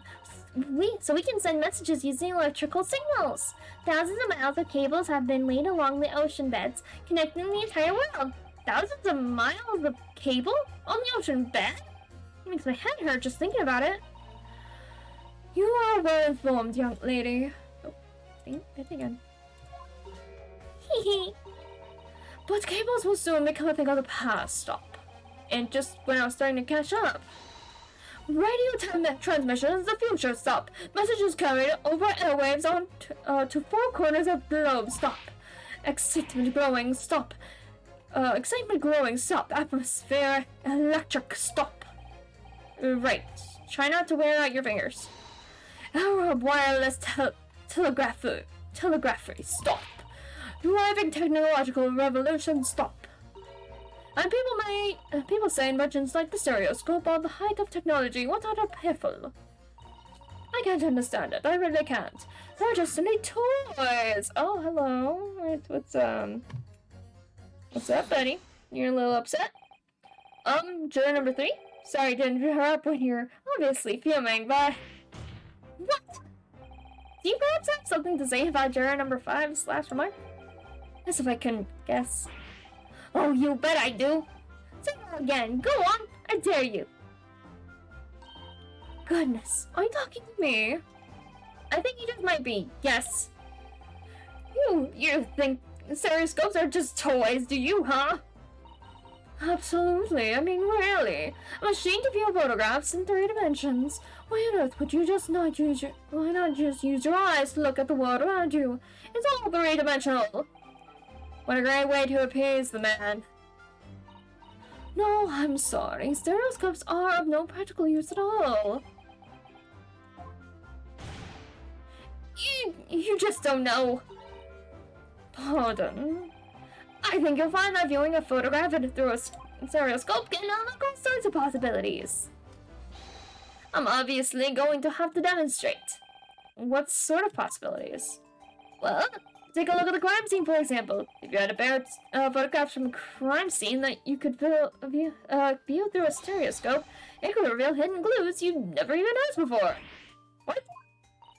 Have you got any Bruno? Any prints we could look with a stereoscope? I do. I have the cat. How about this print here? It should be the trick, I think. Yeah, this one. Take that! Look, I was wrong. Oh, wait. Wait, really? Oh, dear. I think maybe I need to have a stereoscope. Okay, What's that supposed to mean? Oh, whoops. Did I fuck up? I think I fucked up. In motherland, we say no judge by clothes, judge by head. I am convinced, brothers are innocent. Okay, can I go back to do that again? If I can't utilize more than half of these 6 jurors, the trial will be over.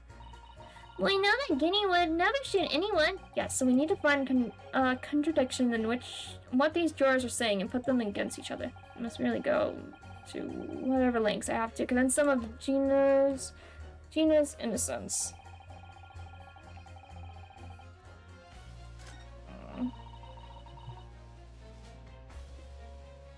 I'm gonna do...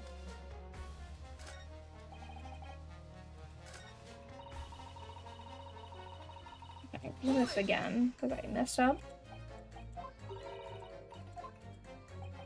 Come on.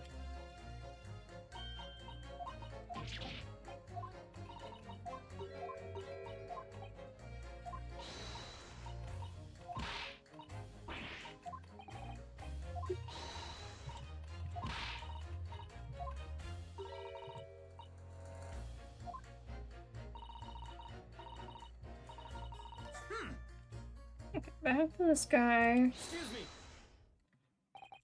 And go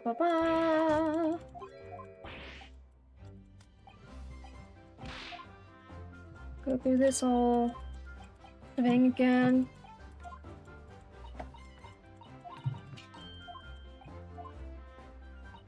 I'm going to open a soda. I am thirsty. Delicious, delicious soda.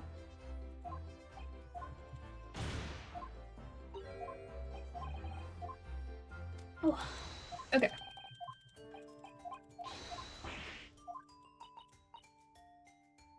prints.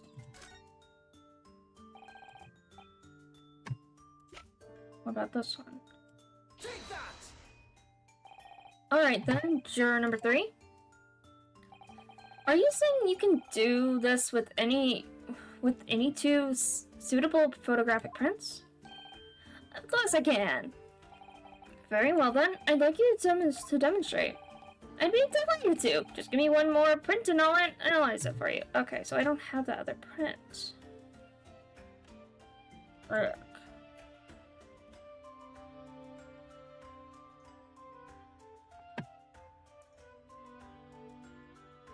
Okay, so I need to get that.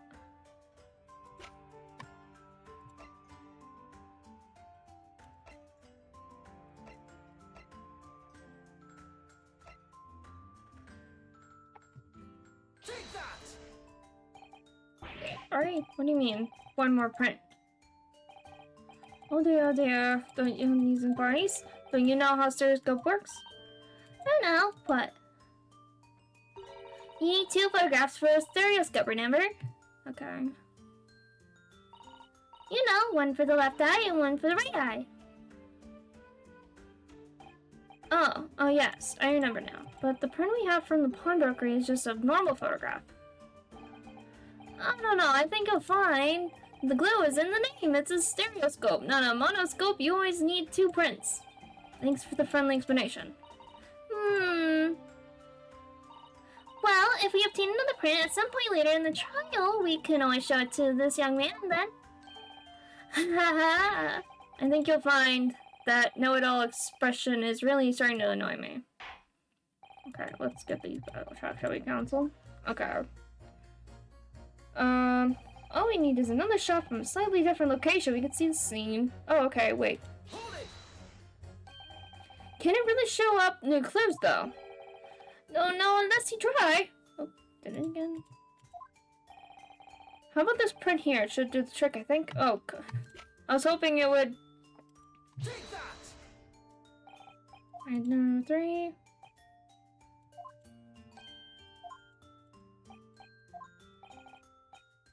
Okay, so I don't. Take that! Okay. So I don't have that yet. How do I get that? Because it would be. It's part of the evidence.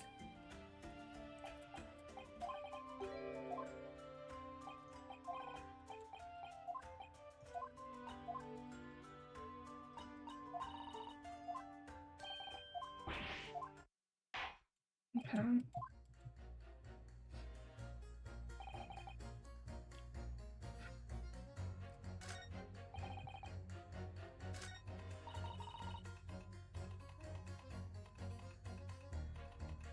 Hold it! Okay, go through this again.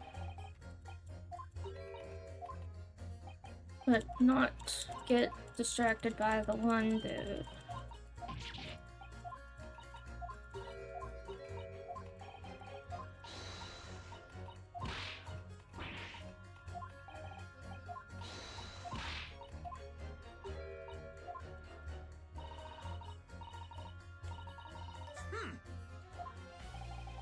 Don't spare any feelings, will you? It's not like there's anyone here who likes stereoscopes. So, what exactly do you think the defendant is guilty? Quite simple. We haven't been shown a scrap of evidence to suggest that she isn't the culprit. And just as radio waves dash through the skies faster than I can see. So we should dash to the conclusion of this trial and stop pandering to indecision. Okay. In motherland, we say never judge by clothes, judge by eye. I am brothers are innocent. Okay, so I think if I pin him to the maid. These 2 statements clearly contradict each other. Good lord! Gods don't expect yourself. Oh my statement's contradictory. Juror number 6, you've got the wrong end of the stick. I do not have stick. I have mouse. I kinda like voicing this guy. I do not have stick. I have mouse. As juror number 2 said earlier, When the Vulcan brothers fled the scene on the night in question, they fired a shot from their revolver. Yes, they shot poor Mr. Sholmes in the abdomen, I understand. Surely you're not going to tell the court now that you didn't hear? Abdomen, abdomen. Sir? Sorry, my English is so learning. You are telling the court you didn't hear. Forgive me, I did not hear. Okay. Ah, here it is, wood. Abdomen. Vital person's body containing stomach and other vital organs. If this is what you mean, you should say in plain English. I am Russian, not native speaker. Who thought it was a good idea to let this man be on the jury again? His little mouth style, he's cute. Yeah, who let this guy be on jury? So, you are telling me these brothers who look like criminals were lying. They said before we never done nothing, but truth is they shot detective. Ah, that is double negative. This is double negative. Yes, that's exactly right. Lying is wrong, especially when lie is said by a person who look like criminal. Coming from you, that seems surprisingly prejudiced. Last months, when they said that we never took nothing, maybe it was also a big fat lie. Is that true? Well, according to the police report, no stolen goods were found, so... Enough! I trust no one now. It's not the mouse's fault, though, sir. Yeah, leave the little mouse alone. I must deal with own eyes. I must investigate crime scene myself. I'm afraid that won't be possible. Yes, it is, Bruno. Easily. Sorry? With the prints from Hurley's... yes. What is the red? Okay, so we got the other picture. Yeah, that's what we wanted. If you can see the print that pictures Jenny, and the next print with half an hour later, you'll be able to see straight away if anything was taken or not. Mr. Prosecutor. Tut, calling on the prosecution in the middle of a examination 4 times. But showing the accused, threatening the victim after she broke into the shop. Is this one? Following this, the victim and their accused moved into the storeroom. Meanwhile, the Skulkin brothers entered the shop and similarly the fatal gunshot ring. Sadly, none of these events were captured on film. This is the print produced by the camera half an hour later after the brothers' flight. So this was taken after Hurley was shot then? As far as I can tell, nothing has been taken. That doesn't be... But things moved! They moved! That moved! That moved! I saw that! That doesn't be the case. I can't notice anything that's obviously missing in the second print. So, the brothers who look like criminals told only one lie. They shot man, but they stole nothing. It would seem so, yes. Good. No, not good. You were right. I did not understand the situation. Now I know brothers have lied. I think it is very important to continue with trial. Alright, got one. Yay! Well done, Rena. The balance is shifting. Well, it's a start, I suppose. But there must be more in what the jurors are seeing that I can use to expose the truth. And if I can do that, we just might turn the situation in our favor still. Thank you, counsel. Continue with the examination. And can lay on the new photographic print to the bailiff to be followed as evidence. Alright. Another print in the court record. I wonder if we can make use of that. Yep, okay. So, in lake of lies, there are many dead fish. We must find truth, therefore I say not guilty verdict. Okay, so, did that. I know. I know! Okay, all that is blipper.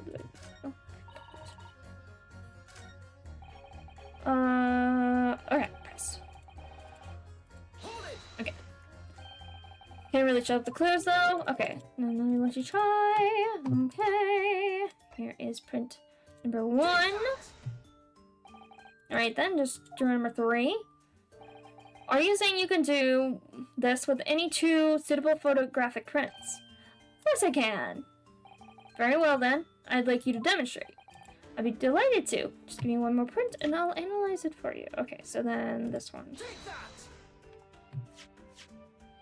Alright, these 2 prints were both taken at the same camera in Windabake's in question. Yes, I see. Tell me, Mr. Lawyer. Do you know how stereographic images work? Do you understand the principle? Well, I think so. I did have a lesson only yesterday. The left and right eye images need to be the same, only with a slight shift in the positions of some objects.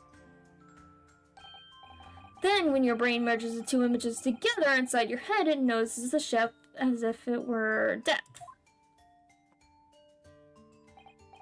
Yes, exactly.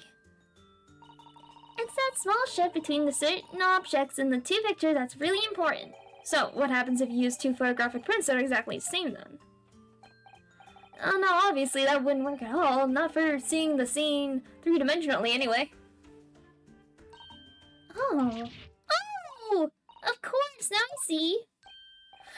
I think the young girl has discovered the secret. I have. Her eyes across. Can you uncross your eyes before you tell me? Have another look at these 2 pictures from Hurley's camera, Bruno. Go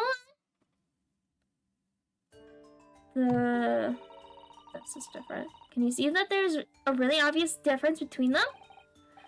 Of course there is. There are 2 people in the first and no people in the second. Well, yes, you can see that straight away. But now, try looking at a picture in 3 dimensions. Alright, I'll give it a go. So, start with, you have to cross your eyes and then try to make the 2 pictures overlap exactly. I can't do that. It's so difficult. I can't do it. That's so difficult. Let's see if by crossing my eyes I can make the quill pens from each picture overlap in the middle. I can't do it. Wait. Can you put the pictures together for me, please? Well, did you manage to see it properly, Bruno? I think so. Ugh! What's going on in these 2 pictures? Yeah, these are shifted. Some of these things on the corner sort of jump out at you.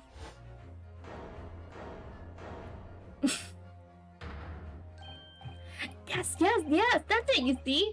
That's the other amazing power of stethoscopes. Other amazing power? Someone going to explain this black magica? Why the deuce do some of the things on the counter seem to jump out at you like that, hmm? I think you'll find that if you consider the basic principle of the stereoscope, you'll answer your own question. Basic principles of the stereoscope? As I said before, if you try to look at 2 identical pictures using the stereoscope, it won't work at all. It's the slight shift in the position of certain objects that lets you see pictures 3-dimensionally. In other words... Yeah, there is a slight shift. Okay, so you see here the kind of line there on the doll's pants. It is hanging over. It's over. It's not under the counter. It's floating there. But in this picture, it is like in line with the counter. So this has shifted. This has shifted. This whole area has shifted over. Ever so slightly. Even though at first glance it seems the objects on the counter haven't moved at all between the 2 pictures, this shows that actually there must have been a slight shift in their positions. Yes, there must have been. Haha. Now hold fire there, sir. Got a reasonable grasp of this whole cross-eyed business now, I say. But why the devil does this shift between the 2 prints exist in the first place? Well, what's the answer, fella? Fellow, come on, you're the cross-eyed master. What? Me? I have the first idea. You know, Bruno, it's quite simple. It is. Just think it through step by step. The first photograph was taken at 1 a.m. Then, 30 minutes later, the second photograph was taken. But the position of some of the items on the counter appears to have shifted slightly in the interim. So that means that sometime in the half-hour interval, someone must have tampered with the things on the counter. Songus! Someone tampered? New information, stop! Not mentioned in testimony so far, stop! Yes, we've had to go around in circles a little here, it seems, but I'm starting to see what I should be aiming at in this examination now. Ladies and gentlemen, the question is now clear. We know the items on the countertop were moved, but by whom? Are you suggesting you might know? Of course. I can tell you right now who is responsible for the almost imperceptible shift in the items on the counter. Their faces. He's older?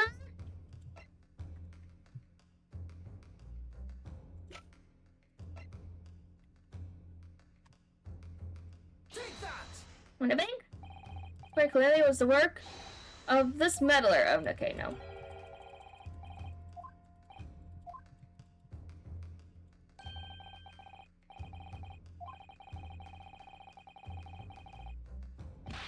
Yeah. Oopsies.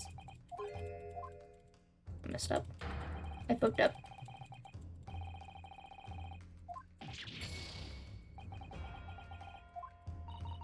Think about it. It has to have been someone who was in Winnipeg when everything was going on, doesn't it?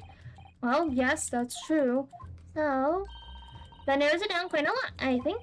I'll have another thing. We know somebody must have touched the things on Winnipeg's counter. But who was it? Well, it had to be one of the brothers, right? Or is it... I don't know. Would it be Gina? Ladies and gentlemen, look, where's clear? Okay. Oh, yep.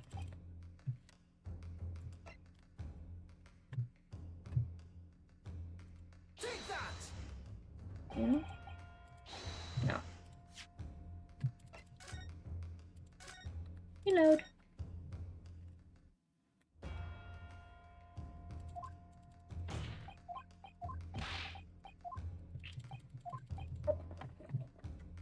Okay.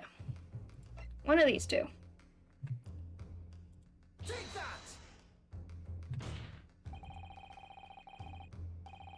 It was the witnesses currently in the stand, the Skulkin brothers. What? This does not agree with what brothers said in testimony before. They said they did not even have time to pull dukes from Lucy Lockets. My Facebook says dukes is meaning hands, and Lucy Lockets is meaning pockets. But is this another lie? Is this what you are saying? Why did my voice change for him? Is this what you are saying? Yes, I'm afraid so. Hold on a minute. Hold on there a minute. You can't be sure of that. I quite agree. The accused is a common pick purse of the... It's perfectly possible that she went through the things on the desk to see what she might steal. I think that's unlikely. And why exactly? As you can see from this photographic print, the defendant was pointing a gun at the victim. It would seem, as my learned friend indicated, that she was coerced into Mr. Winnebank to open the storeroom door. In other words, Miss Lestrade's interest may lay within the storeroom, not in the main shop, giving her no reason to touch anything on the counter. All of which points to one thing. The Skulkin brothers have omitted key facts in their testimony. But the accursed is a pick purse. Come and gutter crash. Why look any further for the wrong to right here? Because the Skulkin brothers are thieves, madam. No better. In fact, worse than a pick purse. I believe that these brothers were looking for something on the victim's counter that night. Ladies and gentlemen of the jury, if you would condemn the defendant on the grounds that she's a pickpocket, would it not at least be right and proper to thoroughly scrutinize the testimony given against her by these two thieves? What's that? I, for one, would like to hear more from that shady bear. Bonk! Because he has to keep his hand sterile. Why is he doing that? He's like, I gotta keep my hands sterile. I can't touch nothing, so I just bonk. That was so funny. And you all see now? I think you'll find stethoscopes are important things. You've seen their extraordinary potential firsthand. Bunk. Alright, alright. Wholeheartedly agree. Stop. Must purchase after trial. Stop. When return home, pay out Regent Street shop. Wait, Regent Street stop. Why is the judge look like he's sleeping? Well, it seems that this trial is yet to run its course. The ladies and gentlemen of jury have declared their inclinations via the mighty scales of justice. I hereby call this examination to conclusion with the balance altered in the defense's favor. To lean to the guilty, for lean to not guilty. Accordingly, the jury has, without consensus, I order this trial to continue.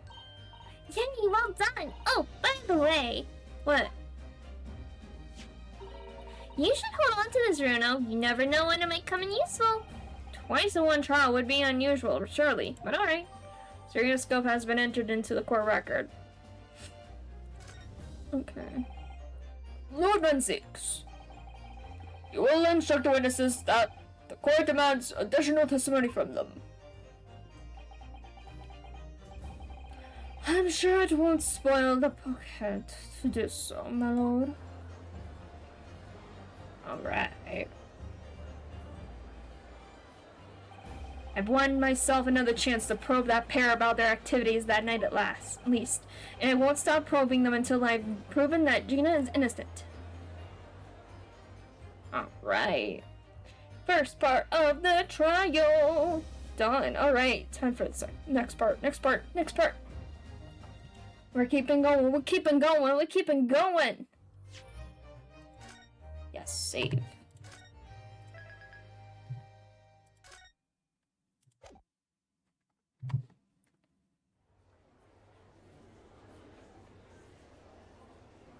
Why am I like, lean over?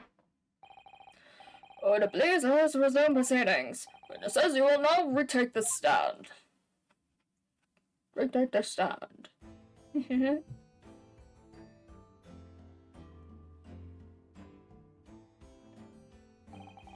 I presume you are the defense's counsel's summation examination?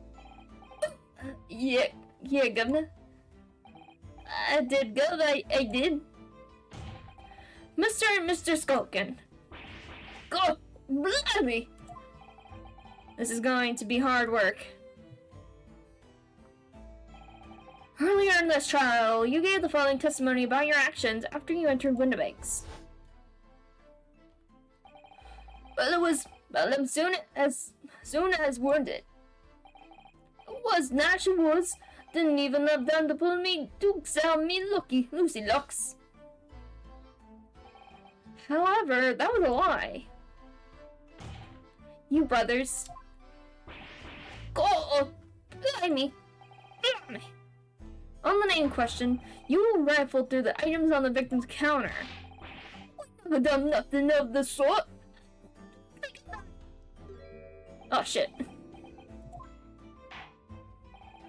You will now give formal testimony once again. You will tell the court precisely what happened on the night in question, and this time, with the truth. Each line that passes your lips services to increase the severity of your punishment.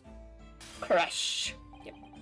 And that, gentlemen, may deal a crushing blow to your chance of ever seeing the light of day. Again, a thought worth pondering, perhaps. He cursed it. He did the thing! Yeah, he already tossed one before.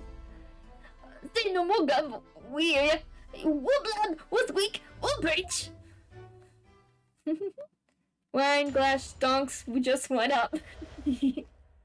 Stonks, yes. Illegal entry, the whole truth. The truth and nothing but the truth.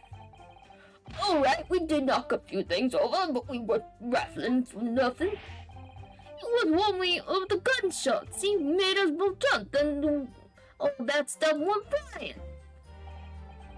Lumi didn't give me a fright. We were thinking the shooter came out the door and get us next. We stuck everything back where we found it and scampered straight into him in the black.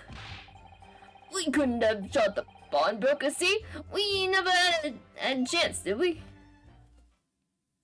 Yeah, because if you knocked over that stuff, you were right next to the door. So you admit to the defense's accusation. You did indeed ransack Mr. Windibake's countertop on the night question. Not ransack, Governor, no. That's right, Nash, that's right. It's more like we tidied up, yeah? Nancy's like, oh, God. Sorry. By their own admission, these brothers entered the pawnbroker under dubious circumstances. However, they panicked and fled on hearing the gunshot, having first made good their mess. We liberated him of all that junk, yeah? What do you say? We hardly sound like roughs at all. We don't, Nash, we don't. Can't you make us sound a bit more cutthroat? It can't just be coincidence that these men showed up at the Winnebakes that night. There's more to their testimony than meets the eye. I'm sure of it. Hey, Gregson. How you doing? Gregson. Okay. Alright, we did knock a few things over. We weren't rattling from nothing. Hold it! If that's the case, then why didn't you testify to that effect in the first place? Well, you know, we ain't exactly squeaky clean, are we? We ain't, Nash, we ain't. If we admitted to something like that, people would think we was up to no good. Well said, Ringo. Me old China. We'd only land ourselves in even more trouble. And in fact now, as a result of lying in your previous testimony, that's exactly what you've done, landed yourselves in even more trouble. And, well, that's rotten luck, says the rotten apple eater. Witnesses, explain your actions to the court. Why did you ransack the victim's counter? We never ransacked nothing. Right, Nash, right. We tidied the place up. Sorry. It was when we heard the gunshots. See, made us both jump and all that stuff went flying. Hold it! Flying. So what you're saying is, the sound of the gunshot shocked you so much you knocked all those things off the counter. Well, it shocked one of us that much, yeah? This burgle nerves needs to learn to keep his shirt on. Look, it was loud, right? But me dead granny would have woken up at that bang. Big Bruvs is screaming like a bloomin' baby and fell over on the counter. And knocked over a load of books, a candlestick, and some skull whatnot. That got tangled in some marionettes, not what knocked over, a picture frame, what knocked them scales on the floor. You really mastered working quietly then. What a racket! Me granny would have been scared back into a grave at a clatter like that. So in short, the gunshot took you by surprise. And some I mean, it was quiet as a mouse, and all of a sudden, bam! Oh, Gregson? What do you gotta say, Gregson? Inspector Gregson, do you have something to add? Like I keep saying, I don't appreciate being lumped in with these scoundrels. No, something to add about their testimony. You seemed to react just now at what Mr. Skulkin said. Did it make you think of something? It's probably nothing, of course. I wouldn't even bother to mention it, only, well, fact is, in case it don't get started, you know the details. How about you just tell us what's on your mind? As you know, we brought these fellas in the yard for questioning last night, and the statement they gave them then told a slightly different story of what they're saying now. Ooh.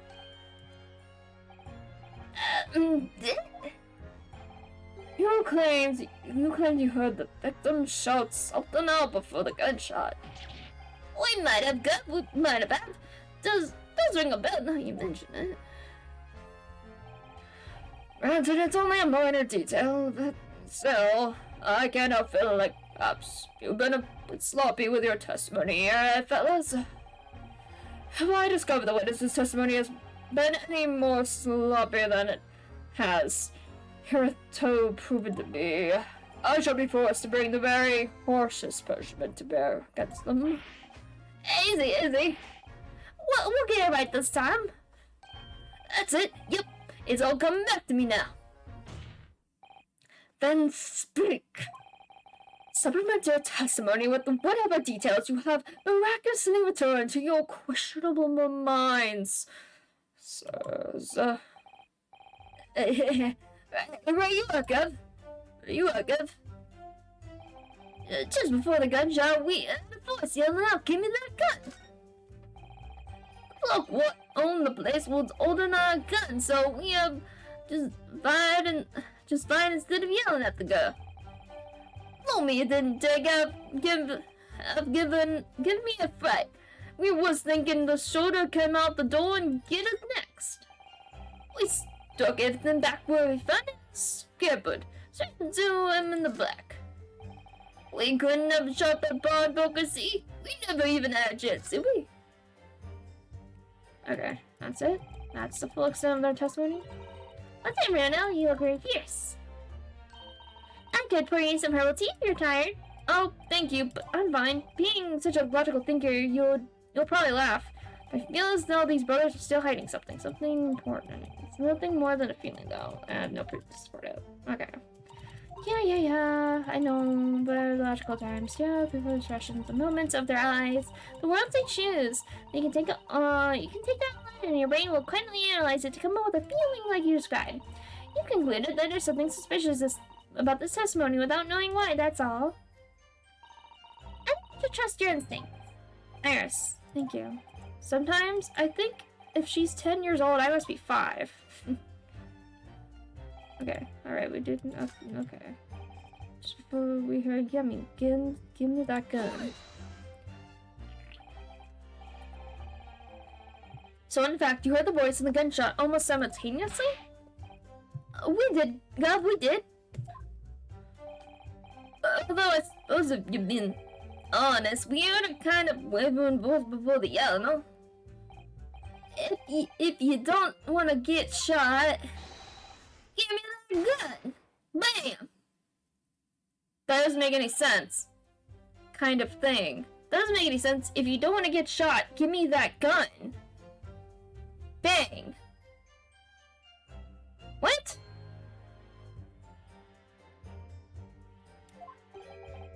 A career in acting tragically missed.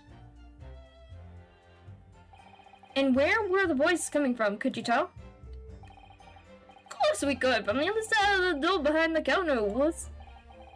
From the storeroom, and the victim was found dead. And the voice you heard, it was that of the victim, Mr. Winterbank. On me granny's life, of course it was. On this granny's life, of course it was. So, that would mean... that you both knew Mr. Winterbank and the sound of his voice? So that would mean... What, Nash? What? Any ideas? Yes, counsel, indeed it would. It would. We didn't know the geezer. This is supposed night when that bloke and all the fancy club is giving us the evil eye. If you value your lives, you will ensure your testimony is accurate and true. On my granny's life it is? On his granny's life it must be. It's a good job his granny's dead.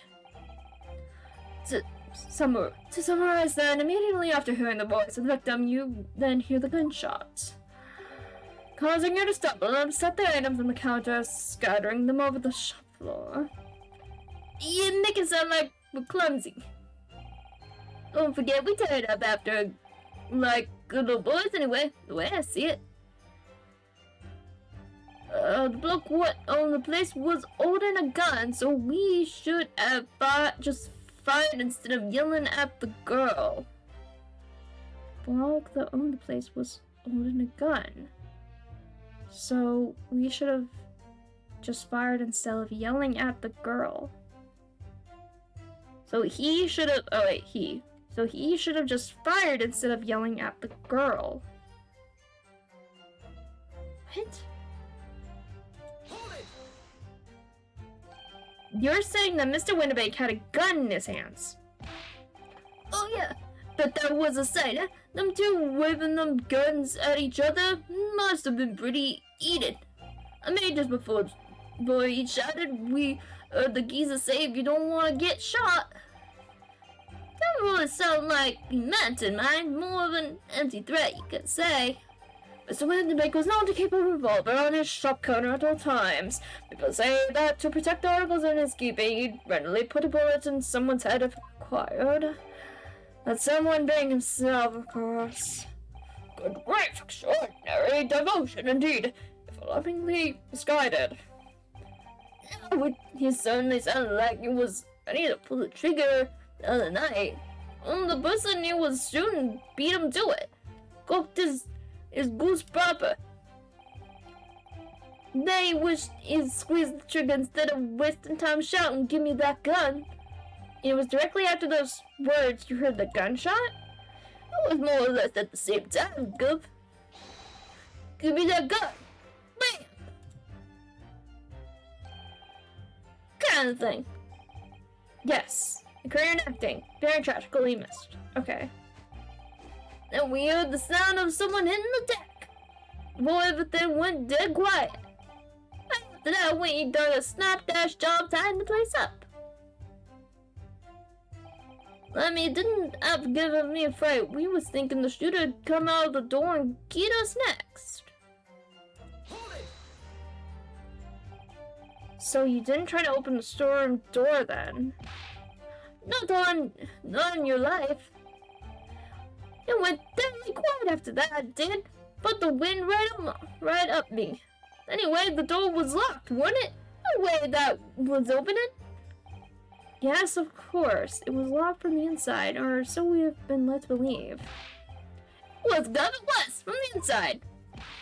Right? So we had no way of knowing what was going on there, did we? Unless there was some other way to get a view of the inside of the storeroom. Like through the keyhole or a spy hole, perhaps? Don't ring no bells. Don't light no lights. And we had to cut and run before we know anything like that. We're still cutting our teeth in this game, see? But one day, we really cut the mustard. Please, cut it out. But as we know, behind that door was the victim's lifeless body, but the accused not 2 feet away. Yes, unfortunately. Gina was in there, unconscious, with the gun in her hand. To confirmed, it would be correct to say that neither of you set foot inside the storeroom. That's right, God, that's right. Couldn't have even if we wanted to. We stuck everything back where we found it and scampered straight into the black. Yes, whereupon you fire a shot from your own gun at Mr. Herlock Sholmes.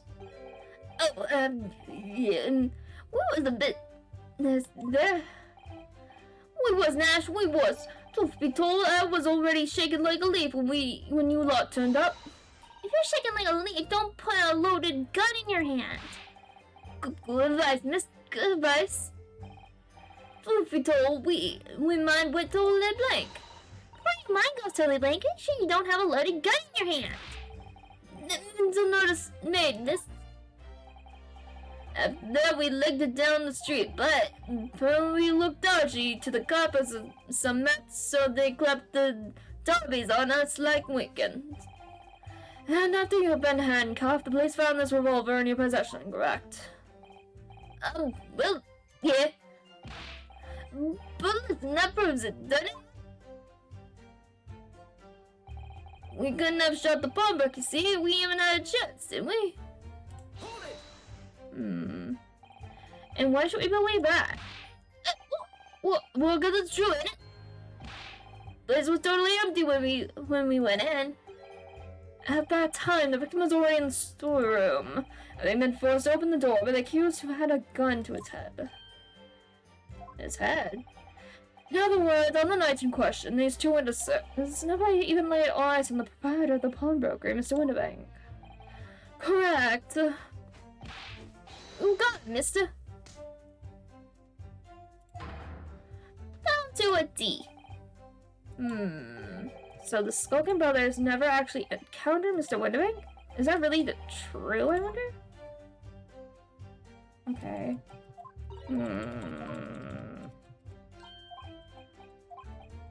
Okay.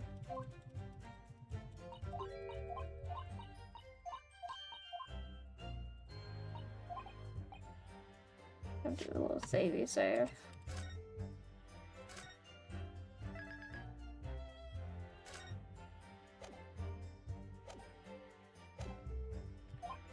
Sometimes I think if she's okay. Alright, we did knock a few things over, but we weren't rifling for nothing.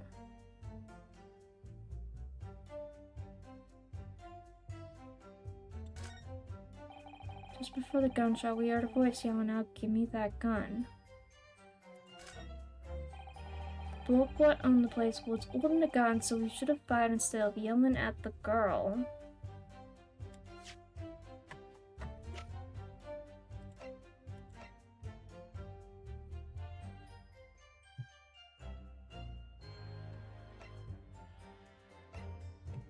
Objection!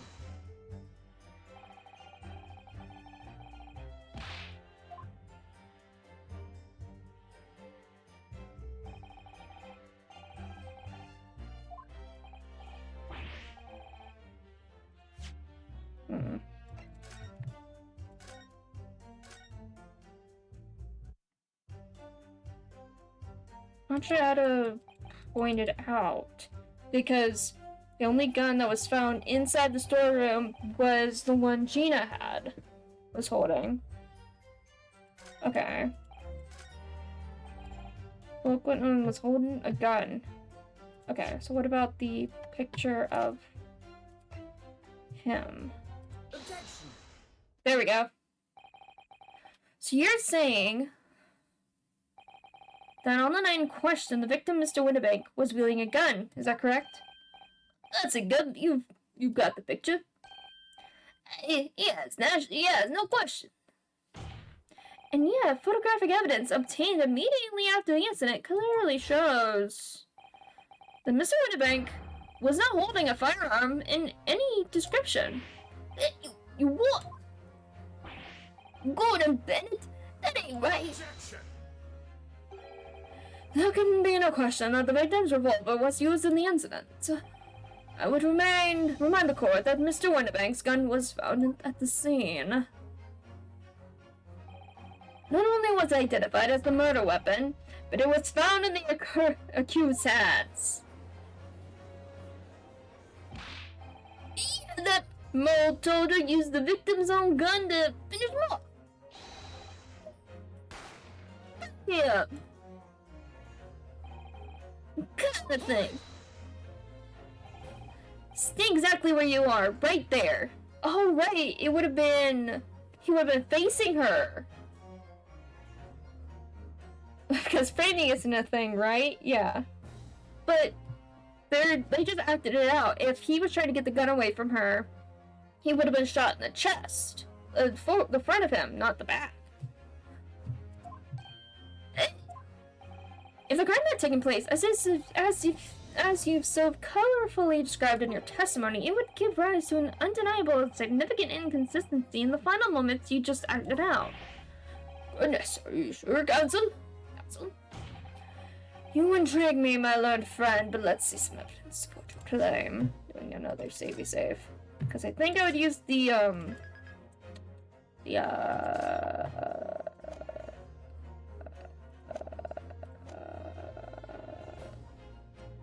autopsy report. My learned friend, let's see some evidence support your claim. Where is the proof that demonstrates this inconsistency? And what is the portrayal of the victim's final moments? The autopsy report.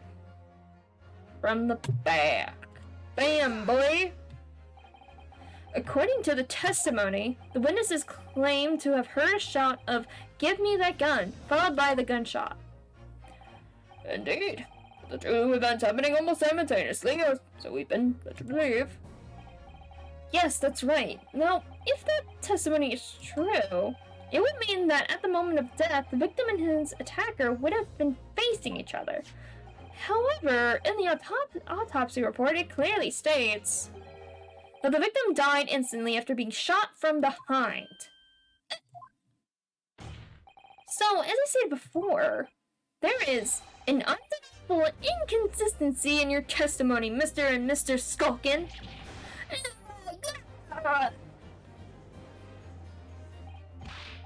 But it's the God's honest truth. It is not it. When it was shot that night, the shopkeeper had a gun in his hand. We saw with our own bleeding eyes. Did I hear you right just now? You actually saw Mr. Winnebank holding a gun? So mates like them. That's Ladies and gentlemen, you have all heard the admission by these two witnesses. That on the night in question, they actually saw, with their own eyes, the victim wielding a gun. Which can only mean that despite their testimony to the contrary, the Skulkin brothers must have encountered the victim in person. Ash, ugh.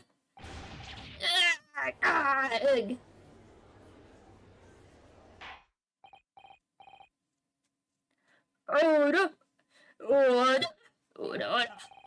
What does it explain yourself, sub-boys? Well, the thing is, if it was supposed to, it was saying that my previous warning fell on deaf ears. I made it quite clear that false witnesses would be the death of you. Ooh, and he made me that. Am I to understand that you replaced the untruths of your original testimony with renewed lies? I'm so sorry, Gun. The truth is, cut it out, Nash, cut it out. If we blame now, you know what you'll do to us? He? Who are they talking about? Ooh, I think it might be Mr. Strongheart.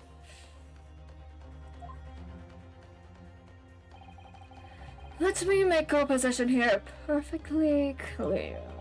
You will talk. There is no other option available to you. Well, come now, the game's up. But he'll have a guts for goddess. In case it hasn't quite sunk in yet, no matter how hard you try to hide it, the truth will come out. On the night in question, it is now apparent that two brothers met face to face with the victim. I demand that you testify again to explain the precise circumstances under which this meeting took place. Well, do we have to? On pain of death. I suggest you make yourselves fully aware that this is your very last chance to tell the truth. Boy. Encounter with the victim. Alright, so we got inside the gap and you've had a sigh of relief when the geezer showed his muck. Give me that gun, he bellowed and then he flew at us like he was possessed. I thought we'd had it. For an old geezer, the bloke was strong as an ox. He chucked me over the counter. I pulled me gun on him, and then lugged it through that door into the back. We never had nothing to do with killing him. That's all what happened, I swore. What? So you're now telling us that moments before the victim was killed in the storeroom, you in fact encountered him in the main part of the shop. Well, yeah. Sorry. Well, we found ourselves in an interesting juncture. This changes matters considerably. But honest, Governor, this time, Nash, this time, we ain't got nothing more to hide. Very well, Councilor Events, you may proceed with your cross-examination. Yes, my lord. This is it. The moment I've been waiting for. All right.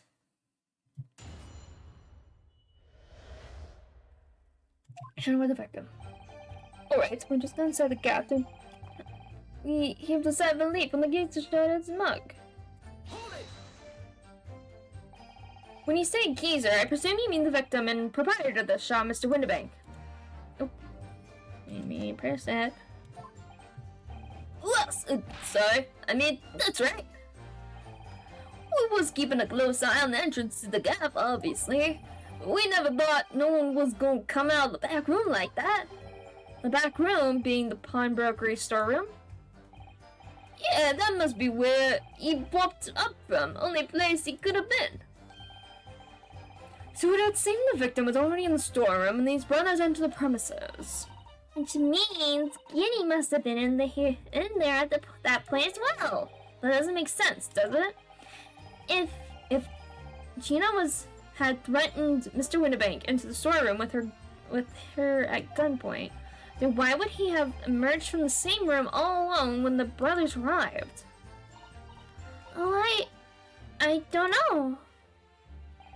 Did you see the accused at that time?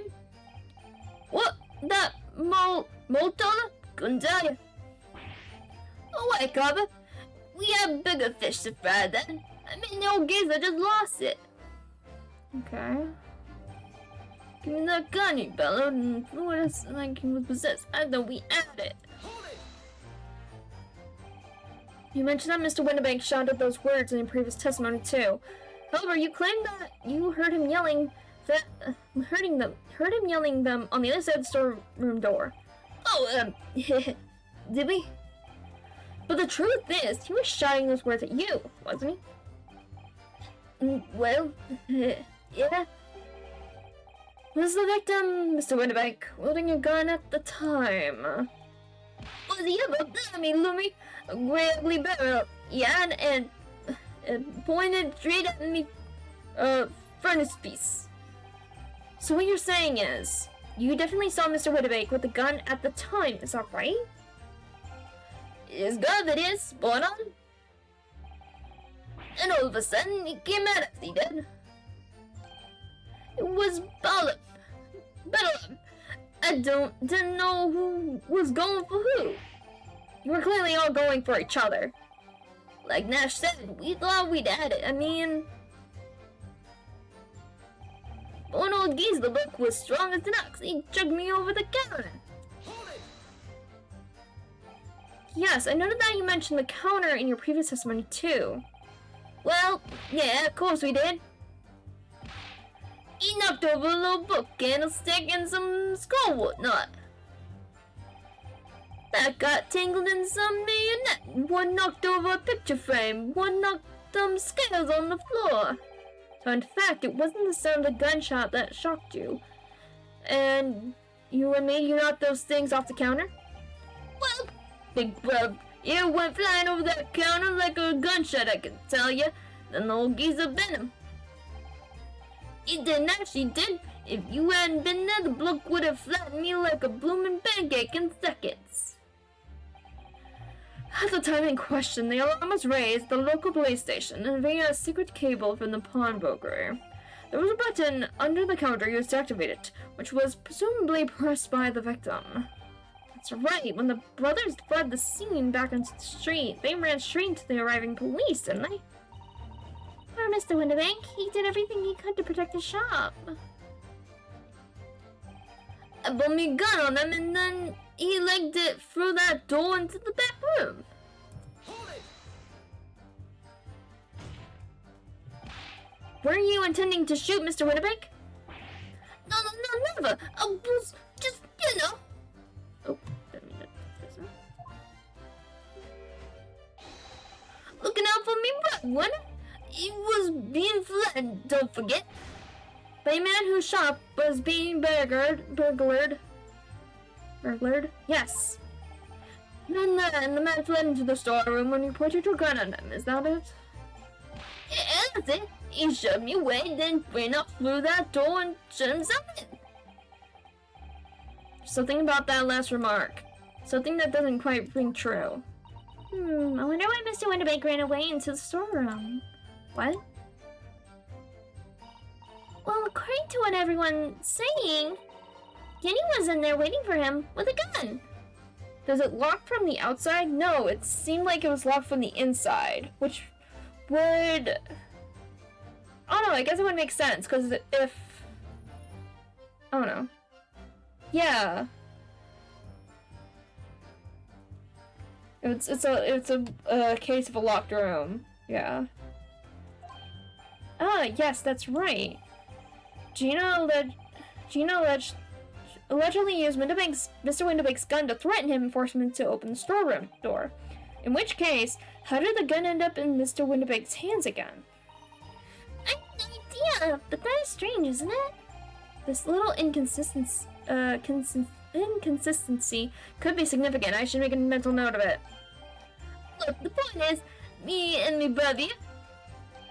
That's right, Nash. That's right. Me and me brother. Never had nothing to do with killing him. That's what happened, I swear. Hold it! You say you had nothing to do with it. Nothing got nothing. The old geezer went and shut himself in the back room, didn't he? Looked, it was from the inside. We know it was, because we tried to open it. But the decent door, that one, good and strong, wouldn't budge an inch.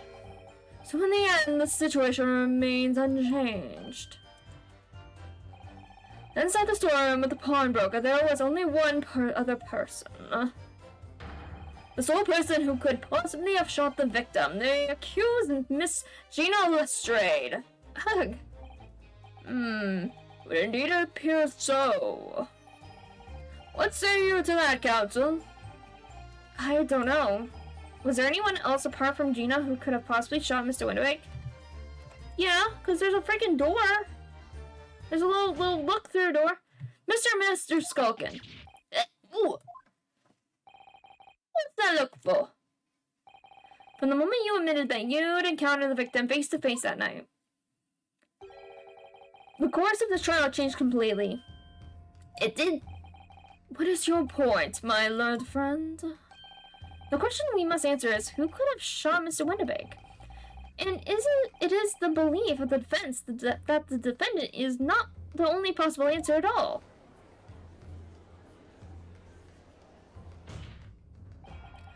You have my attention. In that case, let's return to this plan of the premises. The victim was killed in the storeroom, which was locked from the inside. Those are the facts. So pray, what other possible answer to the question of who shot the man could there be? So, you must now provide answers to the court in respect of 2 conundrums. 2, my lord? Twice as many chances to be right, maybe? Another little save. Savey save.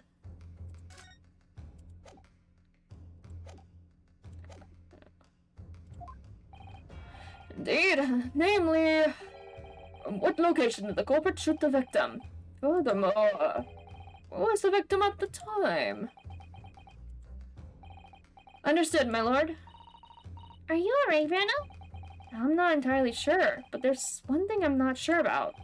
If I can prove that there's a credible new alternative to what happened, it would change Gina's prospects hugely. So now, time for some clarity. Show the court on this plan the answers to the questions posed by his lordship. If you believe someone else could have killed the victim, indicate from where that person could have fired the gun. The door? The door. From the door. And the culprit could have shot the victim from this location here. And in answer to the second question... So when the culprit fired from the location indicated, where was the victim at the time? He was in here. He was in the... Here.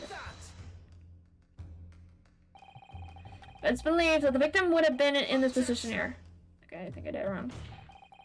But your answers in fact show that your position is absurd as noted again.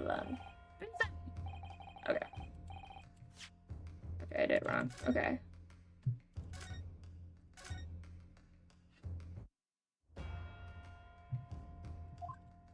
Okay.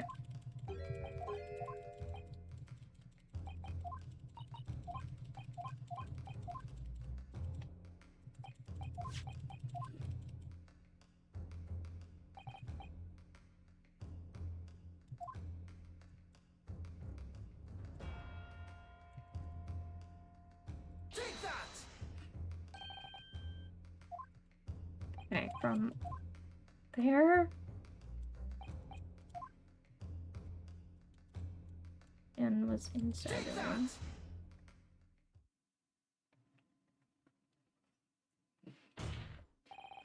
Culprit shot the victim from outside the storeroom. There we go. Continue. Mr. Winnebank died instantly from a bullet wound to his back. Looking at the stain of blood on the storeroom floor, it doesn't appear that the body was moved after death, which tells us that he was almost certainly shot while he was in the storeroom. However, the crucial point is, where was the shooter when the fatal bullet was fired?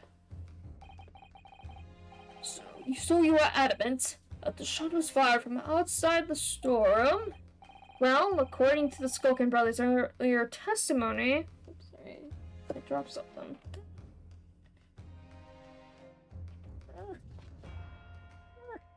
Okay.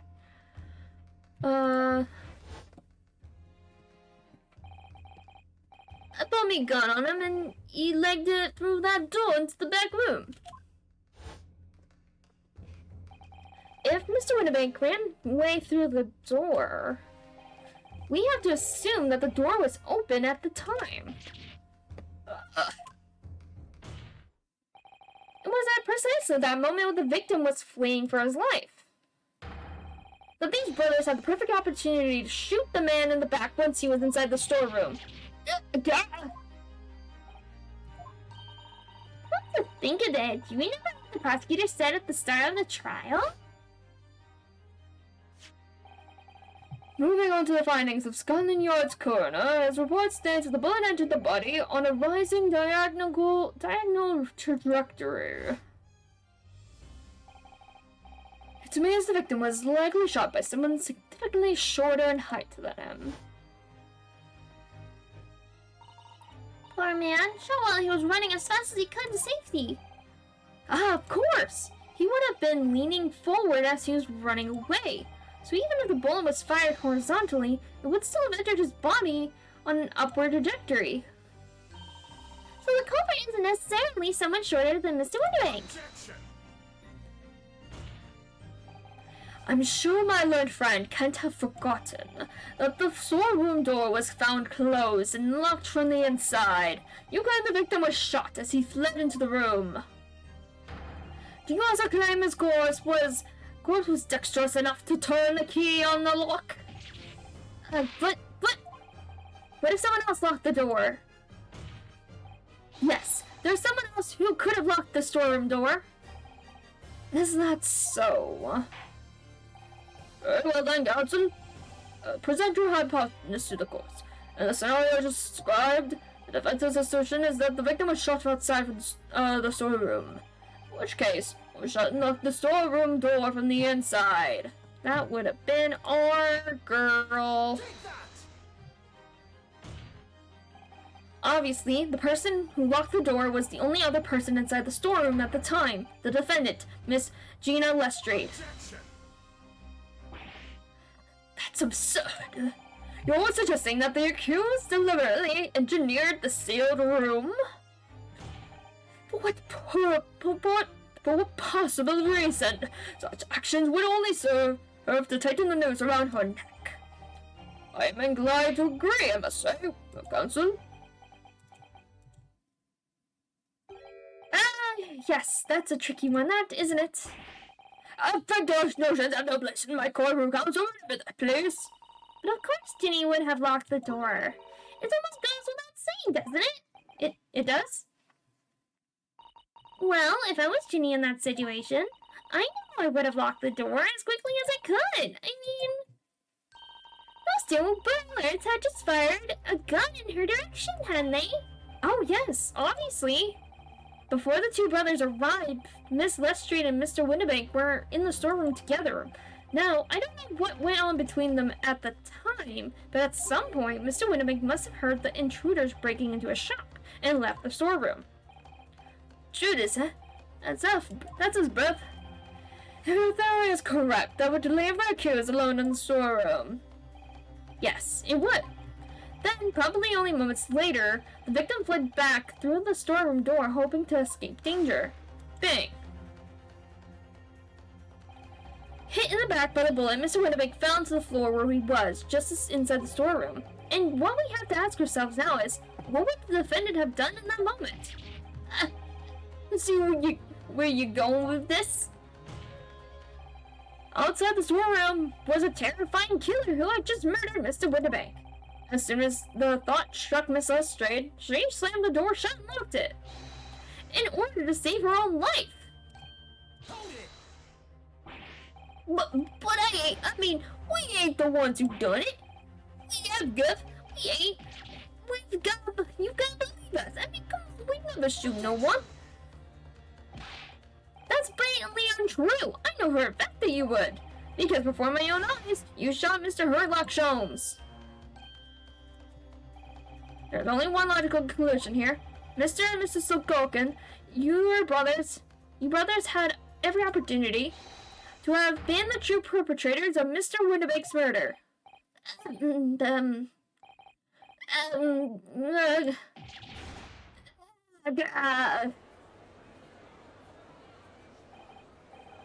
Where does this leave us? I mean, he's about to pickpocket shot the pawnbroker after all. I should have known it was those three brothers. They look shady as the defense force. That was amazing, Rano. All the members of the jury seem to be firmly on your side now. I know, first time ever, and probably the last. Well, I think you've done it. Surely they'll have to give a verdict or not. Yeah, no, it's not done yet. Admirable effort, my learned friend. What's this now? He's laughing? You find the situation amusing, Lord Van Zeeks. I myself find the defense's argument most persuasive. First I gotta pour myself a drink. I dare say, such, shenanery? Or shenanery? Shenanery? Is the bread and butter of the straight performers in your provision, fictional Eastern nation. But such blatantly malicious conjuring tricks amount to nothing more than an inexcusable petty forgery. What? The hypothesis you put forward so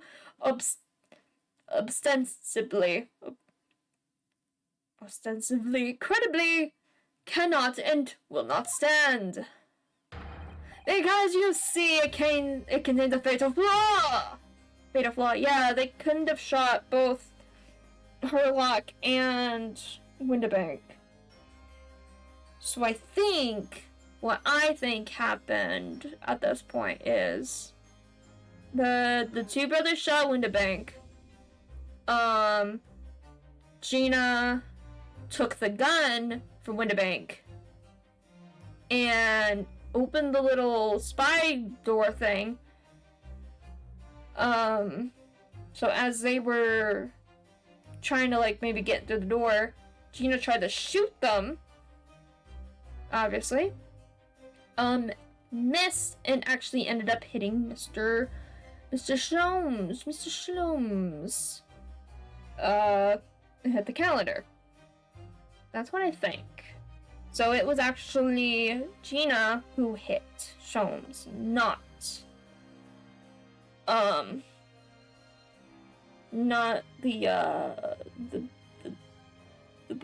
two guys, the burglars. You mean to tell me that you're unaware of your logic's failing? Say, Lord Francis, might be an idea to explain this belly conjuring trick or whatever it is to the troops on the ground. The fatal flaw in my learned friend's argument is really very simple to understand. Yeet. Okay, second one tossed. Assuming you're not too dim-witted to count bullets. By George, count bullets? Oh dear. You noticed then? Huh? What's everyone talking about? Counsel? Yes, sir. Tell the court how many bullets were found at the scene of the crime. Two bullets. Correct, the first, that which hit the victim in the back, ending his life. And the second, that which struck the detective, Mr. Sherlock Sholmes, on his arrival at the scene. Indeed. Defense presented a picture showing the damage caused by the second bullet early in the proceedings. The bullet which injured Mr. Sholmes appears to have passed through his body to strike the calendar. Your lordship's understanding is correct. Furthermore, we know there are two firearms involved in the incident. The revolver belonging to the victim, Mr. Winterbank, and the Skulkin brothers' revolver. The evidence shows that a single bullet was fired from each gun. Yes, indeed it does. Single bullet from each. Now then, my learned friend.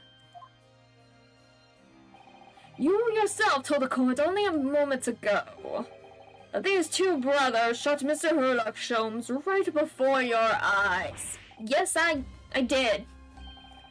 Oh my goodness, I think you'll find if that single bullet that was fired from the brother's gun at Mr. Sholmes means Winterbank not shot by same gun. Stop, only one bullet. Stop. Exactly. Yes, this Neapolitanese street performer presented in ostensibly credible arguments. However, it was never anything more than a diversionary trick with no hope of standing up to scrutiny. Ugh. Ah! Okay, yep. Yeah, that's the issue. Order! Order! Order!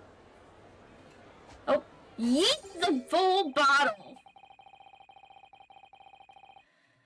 Pray forgive the discourtesy of flinging the dregs of this hollow nectar into the public gallery. Luvensiks!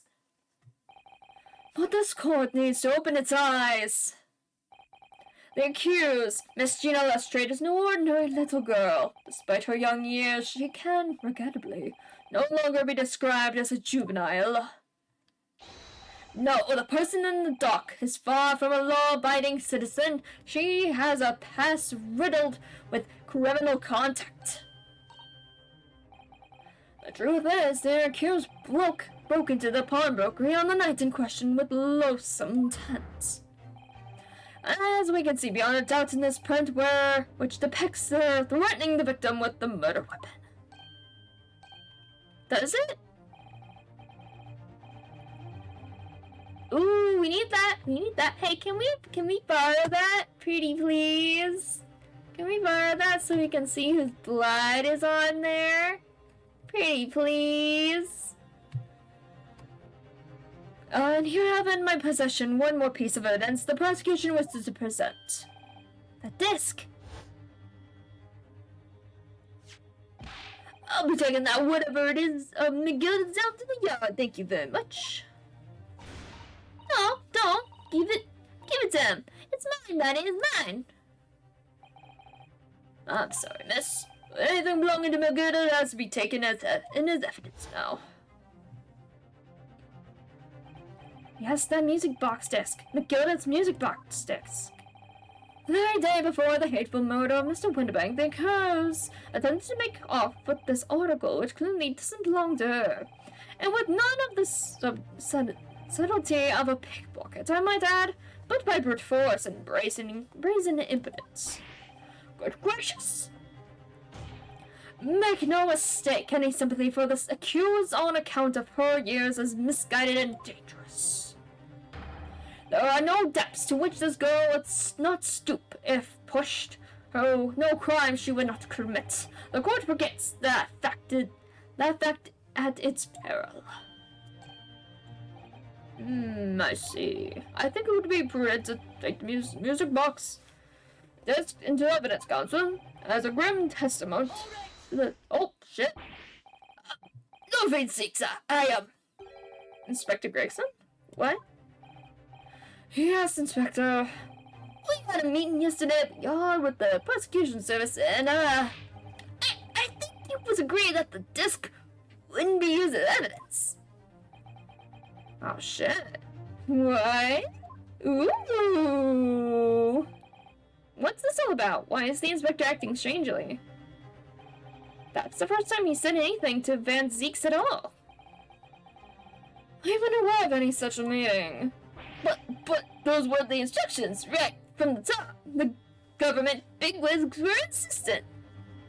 They don't want the music disc to be brought out at all. They want the music disc to— yeah, bigwigs.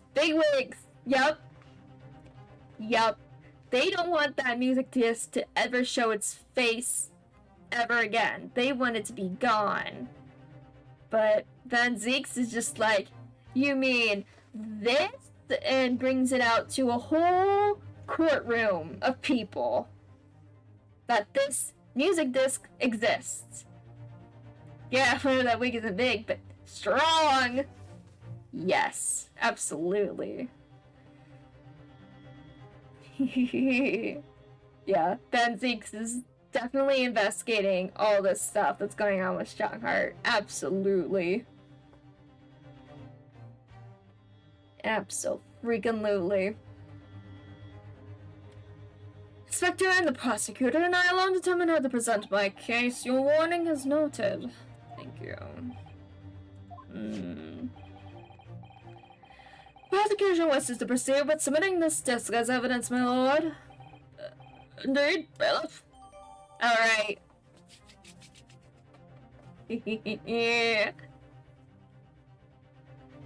Wait. Oh shit! Wait! Holy shit. Okay, wait. I just thought of something. Mason, right? Mason. What if Mason gave him the music disc? So he got the music disc from Mason, and then he killed Mason to cover his tracks. That's what's been bothering me, is why did he kill Mason? Why did Mason have to do anything? He got this from Mason. It had to be. Mason was an insider. He was maybe the mole or something? He was an insider to knowing secrets. And so, Mr. McGilded, coach guy who died? Yeah, the guy in the omnibus. The one that Mr. McGilded murdered. Yes. Absolutely. That would make so much sense. That's one thing that's been bothering me, is why did McGilded kill Mason? But thinking about it, he put the music box into the pawnbroker a few days before the omnibus incident. So he was meant to go onto the omnibus in order to meet Mason, so that he could get the disc that was meant for the music box. And then he killed Mason to cover his tracks. and made sure that then his coat with the music disc inside the pocket went to the pawnbroker. And yeah, so the government, Mr. Strongheart, doesn't want this disc being known about. However, Mr. Van Zinks just brought it out into the open. Very nice, very nice. Alright. So can we look at this now? Prosecution now established the accused motive, opportunity, and basis. Basis of character. Okay. That's great and all, but can I look at this, please? Thank you very much. Yeah, form and gilded. Form and gilded. That's the man you defended in court a couple of months ago, isn't it, Runa? Yes, or rather, mistakenly defended. I wonder what his name is doing on the back of this disc. That's a question I'd love to know the answer to myself. Okay. The blood. Oh, Runa, look! This is blood! Yes, you're right. Just a small smear, but definitely blood. Actually, I feel as though I might have noticed that before. That's right. Yes! Yes! Yes! Alright. Yes. Yes, I'm so excited right now. Because if this has Mason's blood on it, that means that this wasn't involved in the situation. It can't be. I don't know. Maybe not. I don't know. I'm just like, okay. It's my time to stand again. I thought I'd be waiting forever. Alright, hold still with that disc, Runa. Can we get this done quickly, Iris? In flash. Okay, what color is it? What color is it? Green. Oh, a lovely bright shade again. Wait, that means... Wait. Green is for Sholmes. What? What? What?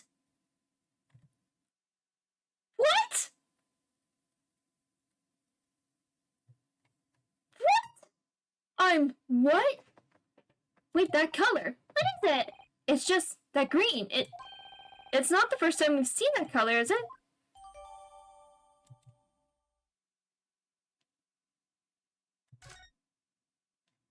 Holy shit. Okay, Sholmes has some explaining to do. Well, he knew something was going on with the government, right? Because he told her not to, Iris not to, publish this. So he knows something. He knows something. Okay, can we look at this again?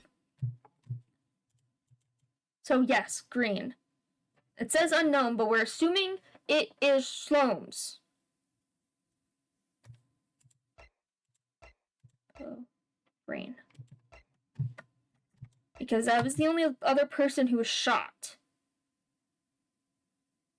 Right? Or was he? Hmm.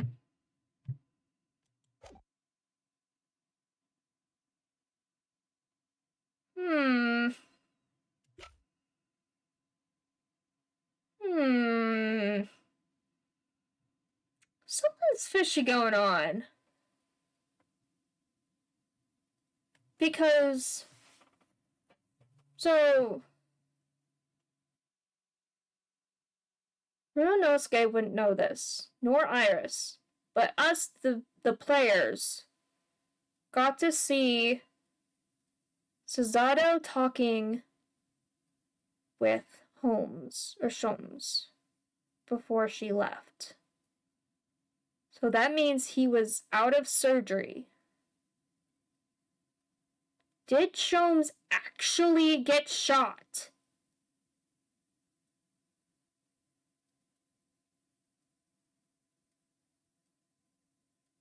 That is my question. Yeah.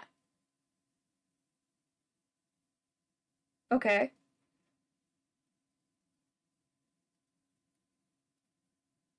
I'm all ears. I'm super curious.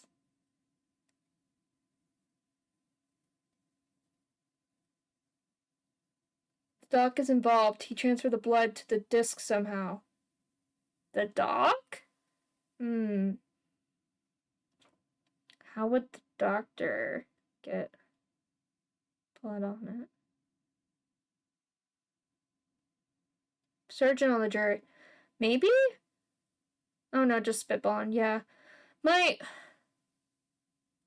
question is, if it's not, just if my line of thinking is that Sholmes did not actually get shot. Holy shit! Wait, the only person that would have known would have been Cesaro, because Cesaro stayed in the shop with Sholmes when he apparently got, quote, shot. Holy shit. Holy shit. Oh my god. So then whose blood is the green blood? Zerta is involved. Holy shit. Was this all just a way so Sholmes so he can investigate without people noticing where he is?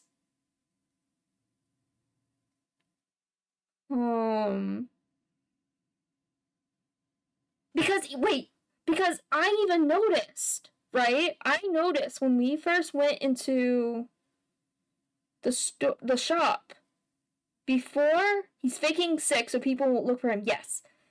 I noticed it, and I wasn't sure if it was, like, just, like, an accident or whatever, but I noticed that there was already blood on the calendar before Sholmes got shot. Apparently, quote, shot. Dude, I'm freaking out here. Holy shit. Holy shit right now.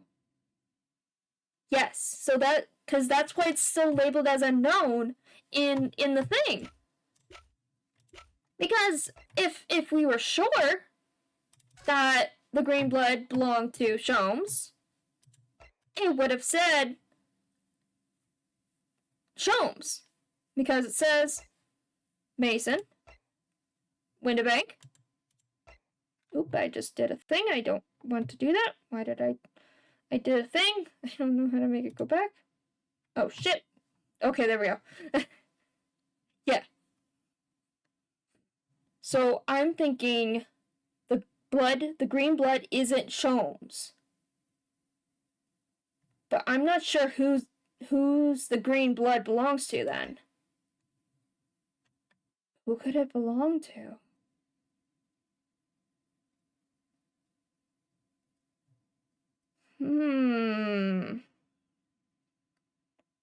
Because the brothers seem like they're fine. They don't seem like what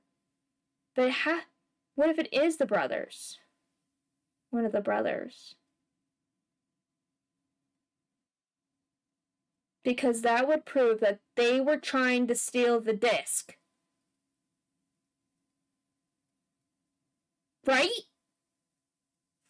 Because if their blood is on the disc, and one of them got shot, so they got, blood on their hands from being shot, it makes sense. You try to keep yourself bleeding out, so you put your hand over where you got shot.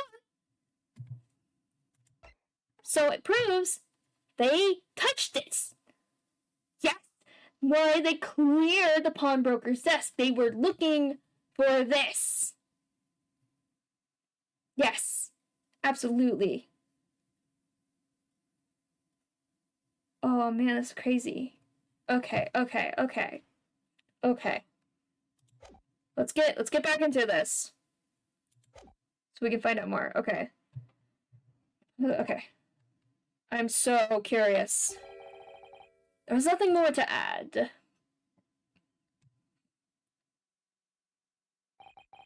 Ladies and gentlemen of the jury, I want to inform decisions and rest my case. Oh my god. I don't believe it. I had the jury on my side for once, for all of 5 minutes. Oh dear, it wasn't even for 5 minutes, Bruno. My lord, I wonder if I might say something at this point. Proceed, Mr. Foreman. I've been stumbling about it, a bit of a fog up to now, truth be told, but all of a sudden, the answer's barely obvious to me in my mind. There's only one thing for it. Oh no. God damn it. I want the court will hear it from the jury. Ladies and gentlemen, will you present your learnings as the defendant's capability?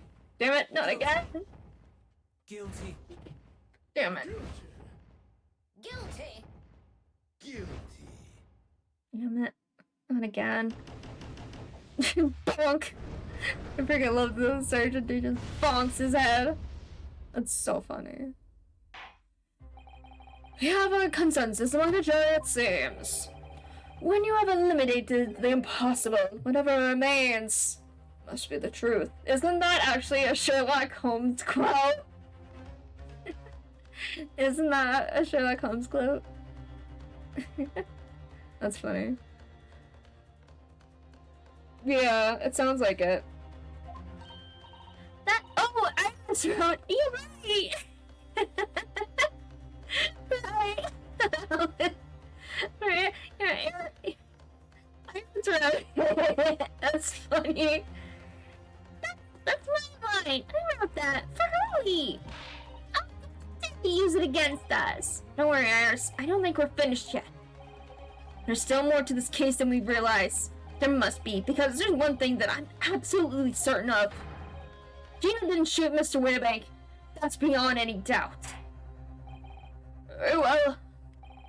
We will proceed with the second summation examination of the day. Mr. Foreman, are you and the other jurors ready? Garden's squadron is primed and ready for action, sir. Very good. So, ladies and gentlemen of the jury, you will each explain on what grounds you have now determined the defendant to be guilty. Yeah, time to make use of that. Yeah. Antique law. Yeah. Sure being used a lot for an antique. Jurors' contentions. Once a rogue, always a rogue. Why did I turn Irish? Once a rogue, always a rogue, I say. Different breed to us law-abiding citizens. There's only 2 bullets were found at the scene. I would say the whole case is done and dusted. You don't need a stereoscope to see the truth here. Every which way you look at it was that pickpocket. I never imagined that simple operation would cause me such grief. Yeah, he keeps talking about surgery. Simple operation. Wait! Did he do operation on one of the brothers? And he left something in it? Is this going to be a case, again, of using a freaking sort of metal detector? I don't know if it was a bullet, because the bullet was in the calendar, right? But if he left a piece of metal, if he left the scalpel in one of the brothers, that would be enough doubt for the maid to change her mind. Yeah, no, yeah, absolutely! But we have to prove that that would be enough to change everyone's mind. Okay, Holmes has to come in here and be like, I didn't get shot. Because Ronosuke doesn't know that. Iris doesn't know that. The only 2 people who know about it are clearly Mr. Sholmes and Cesaro.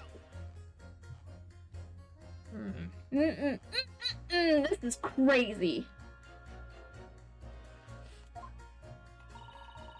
The accused attempted a theft on the previous day. I can see I'm in for a busy day ahead. I am ballistics expert. I have seen many shootings. There is nothing I do not know about guns. Oh, that's helpful. That's actually super helpful, sir. It seemed there was a little remaining room for doubt. Afterwards, I was rather bowled over by the argument put forward by the chap in black. But when that fell apart like house of cards, I saw that I'd jolly well been to do it. Well, no more. The whole quorum is turning against me. It's not fair, Iris. That prosecutor's being mean. Just because Ginny's done some things she shouldn't have done in the past doesn't make her a murderer. Yeah, pour another glass. He got another bottle. Allow me to savor this fruity vintage while I savor the spectacle of your fruitless debate on the matter. Here is the truth coming out. Eventually. Fuck you. That's enough preamble. Council proceed with the summation examination. Alright, time to focus up. Yes, my lord. Oh, right. To the truth coming out, I'll drink to that. Hell yeah. Yeah, drink. I got my soda. Tend to drink of that. The defense's rebuttal. What's a rogue? Is a rogue, I say. Different breed to us law-abiding citizens. Just because Miss Lestrade has a history of pickpocketing, she must be guilty of murder? Is that what you're saying? Well... Are all members of the British Army so quick to judge? I beg your pardon? Are you mocking Her Majesty's Armed Forces? The greatest military organization in the world? No, I'm simply illustrating my point. Making assumptions about people because they're a soldier or a pickpocket is wrong and dangerous. Oh, well, yes, might have a point there, I suppose. But let's not forget the girl had already shown she had it in her from before. She's clearly a criminal sort through and through. Can't deny it. When you say that she'd shown she had it in her, are you referring to this? Exactly. Tried to swipe that only a day earlier, or am I mistaken? Not exactly. Given that I was actually there at the time, it's hard to refute that. I've actually seen the real thing. I can't wait to have a closer look at it. I know we already did. Oh yes, of course. Mr. Sholmes did use his caramel bars to make a copy of the disc, didn't he? And then ordered every type of music box he could find from across Europe. We still don't know what tune he plays though, do we? But I'd love to see how the original compares to Hurley's copy. The Gilded Disc. Could it be a clue somehow? Perhaps we should examine it in more detail. We already did. If only 2 bullets were found at the scene, I would say the whole case is done and dusted. It's the number of bullets that has you convinced? Only 2 bullets were fired, and the 2 guns that fired them have been examined by the police. When the parlor maid asks me how many are invited for dinner, I always tell her to count the table settings. Well, that's logical, I suppose. Although, yes. Sometimes after dining, crockery does go missing. Why don't you guess? Rather like the fine china. Does your employer dine with thieves? So I suppose. If there was another bullet somewhere out of which we were unaware, I'd have to reconsider my position. Okay. We don't have any proof of it yet, though. So we might have to hold off of this right now. Only 2 bullets were discovered by the police during their investigation. Yes, I know. Okay, then we need to talk to the doctor. Right. And I don't imagine the good man of Scotland Yard would have overlooked anything. If I missed a bullet while I was cleaning his lordship's office, well, I should receive a sound scolding, I don't doubt. And he should receive a visit from the police, perhaps. It sounds like a crime scene to me. A 3rd bullet. It would completely turn things around if there was one, wouldn't it? Do you think we might find one lying around somewhere? Yeah. I think it's difficult to see the truth here. Every which way you look at it, it was that pickpocket. So if I've understood correctly, you need 2 pictures. A left eye, one left eye one and a slightly different right eye one. Exactly. Then you can see the scene in 3 dimensions, like this. So if we have 2 bullets, I don't know if you can see anything useful with them. I think you'll find that no matter how much you squint, the truth of the situation always looks the same here. The person who could have shot the victim is that girl in the dock. How can you be so sure of that? Think about it. The Spoken brothers shot the great detective, didn't they? Yes, that's been mentioned once or twice. Well, then surely it's coming into focus now, isn't it? It's a waste of time. I'm not going to change this man's mind anytime soon. Yeah. This guy is who I need to talk to. Would you please stop muttering about things that have nothing to do with this trial, sir?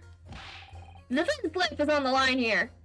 Well, the thing is, I couldn't really say that it is nothing to do with this trial, to be honest. Huh? I mean, there's no question that the man was shot, but the bullet had simply vanished from his stomach. Well, then it's applicable, don't you think? Huh.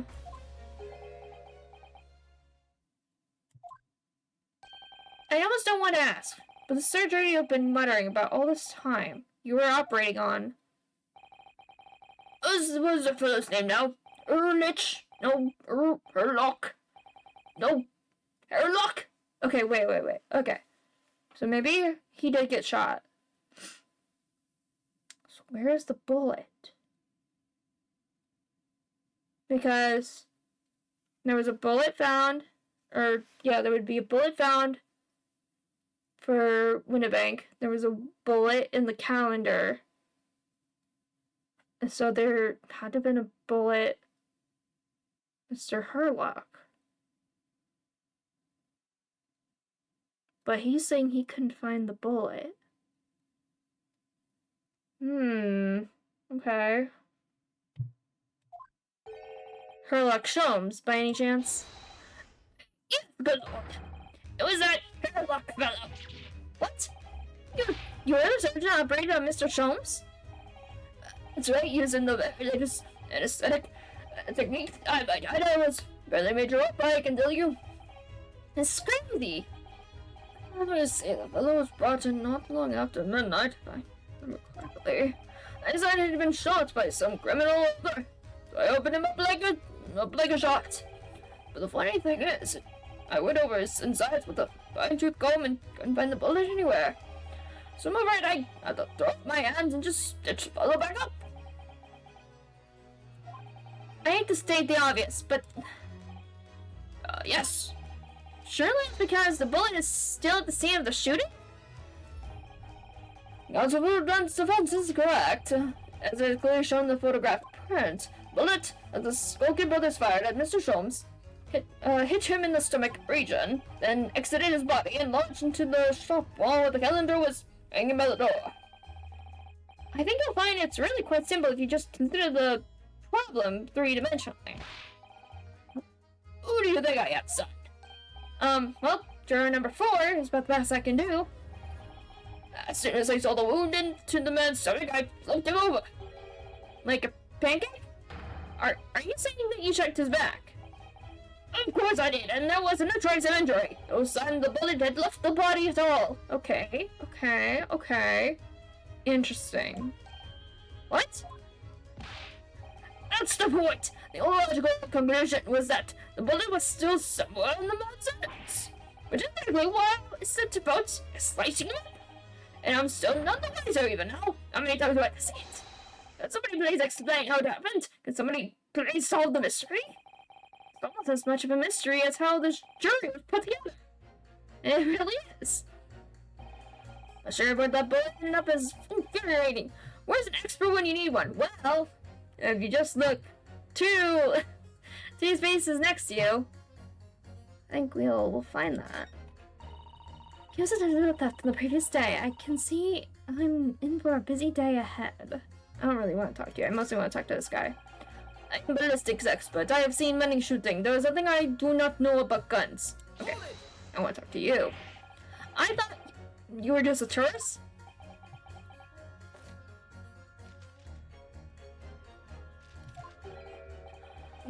Good day. I am visiting London for sightseeing. I would like to take bus to Crystal Tower, please. There's no way he's just a whistling tourist. So you're a ballistics expert. Who knew? Yeah, it's almost like maybe he's an assassin. I have much experience with guns. Ah! I have lived through many, how do you say, extreme, bullets, but, no blood, Extreme violent bloodbaths? those extreme violent bloodbaths. English is very difficult. Considering the sort of people you associate with, I'm surprised you still have a tongue. Anyway, if you have questions about bullets and guns, you can ask me. Nothing I do not know. Number 3 I cannot solve. He's very confident in his knowledge of guns, that's for sure. But, if possible, please, only in Russian language. He's not confident in his knowledge of English, though, is he? No, still, we should bear in mind, he's our man if there's a mystery about guns or bullets. Okay, so we need him. There's bullets. Okay, let's convince everyone. When you have eliminated the impossible, he said, but he hasn't. We're gonna fight back. We need more material. And we have to fight back. We have to turn this trial around again. Okay. So... What's a rogue always wrong? Different breeds of two bullets were found at the scene. Okay, I would say the whole case is done and dusted. Okay, I'm gonna start with the doctor.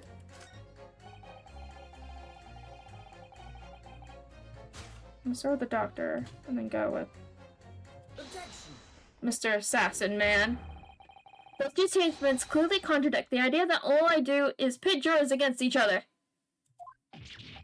Oh, a ballistics expert. Putting P-I-T-T.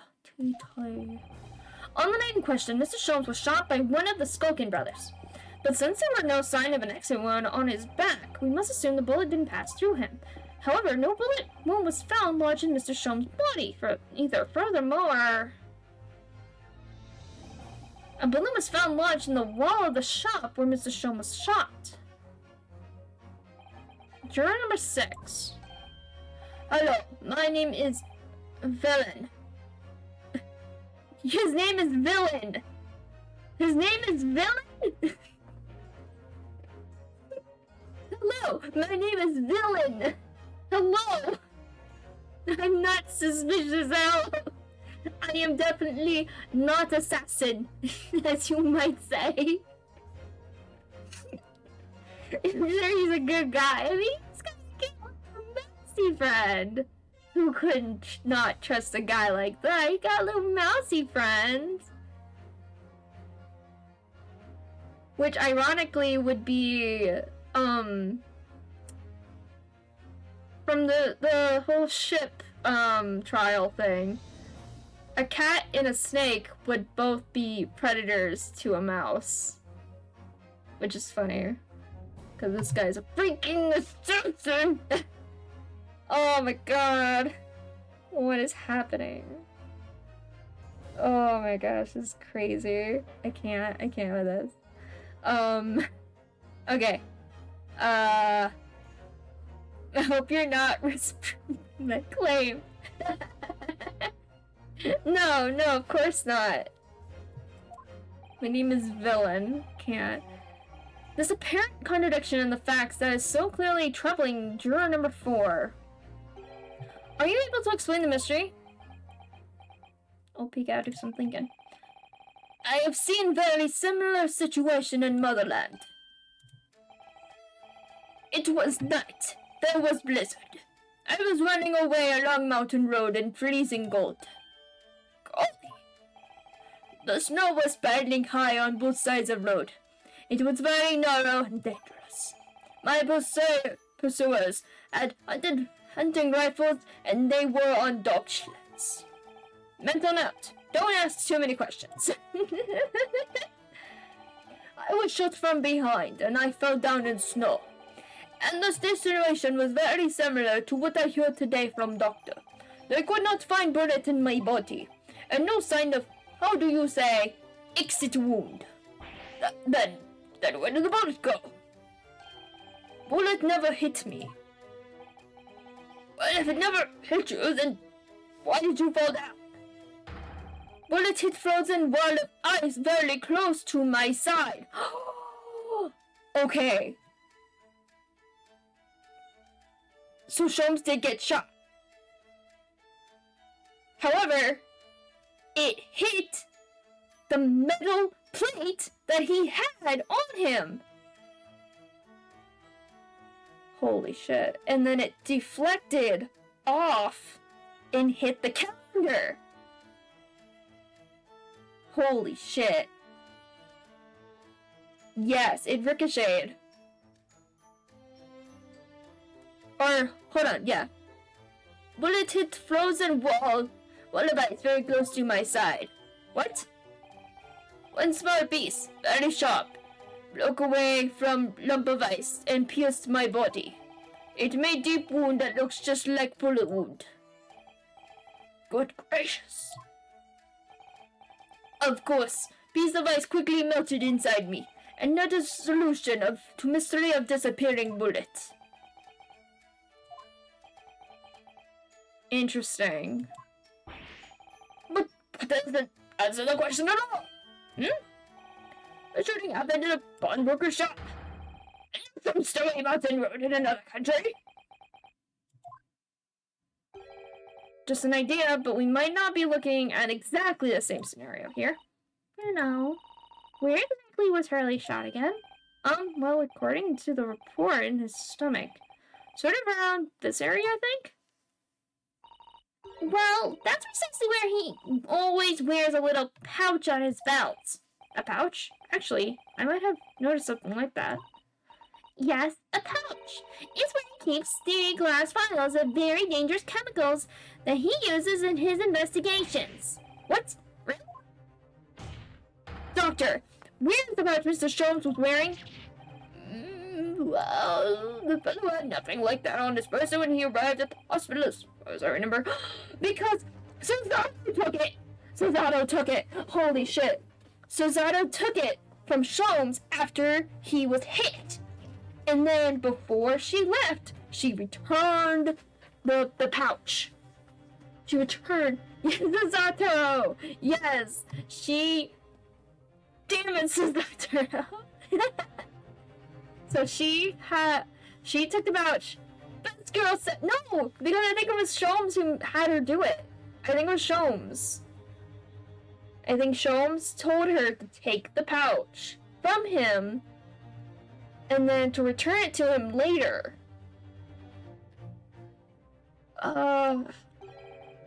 If I may. No offense, Zeeks. Well, I realize it is forbidden for the prosecution to interject during a summation examination. I should have warned the defense, and I have the pouch in question in the antechamber outside the courtroom. What? He has it? Oh, shit. Sorry? As I understand it, when the police arrived on the scene and found Mr. Sholmes injured, they removed the pouch in order to assess the wound. Thank goodness, I thought I was getting forgetful for a moment. Since then, it has been in my safekeeping, along with all other evidence related to the case. I can personally vouch for the fact that it has not been touched since the incident occurred. Okay. Very well, extremely unconventional during an examination.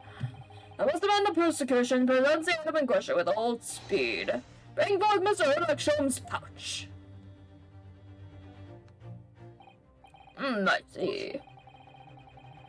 One of the vials is broken. So it shattered one of the vials. And I'm assuming he got hit with the glass. Yeah.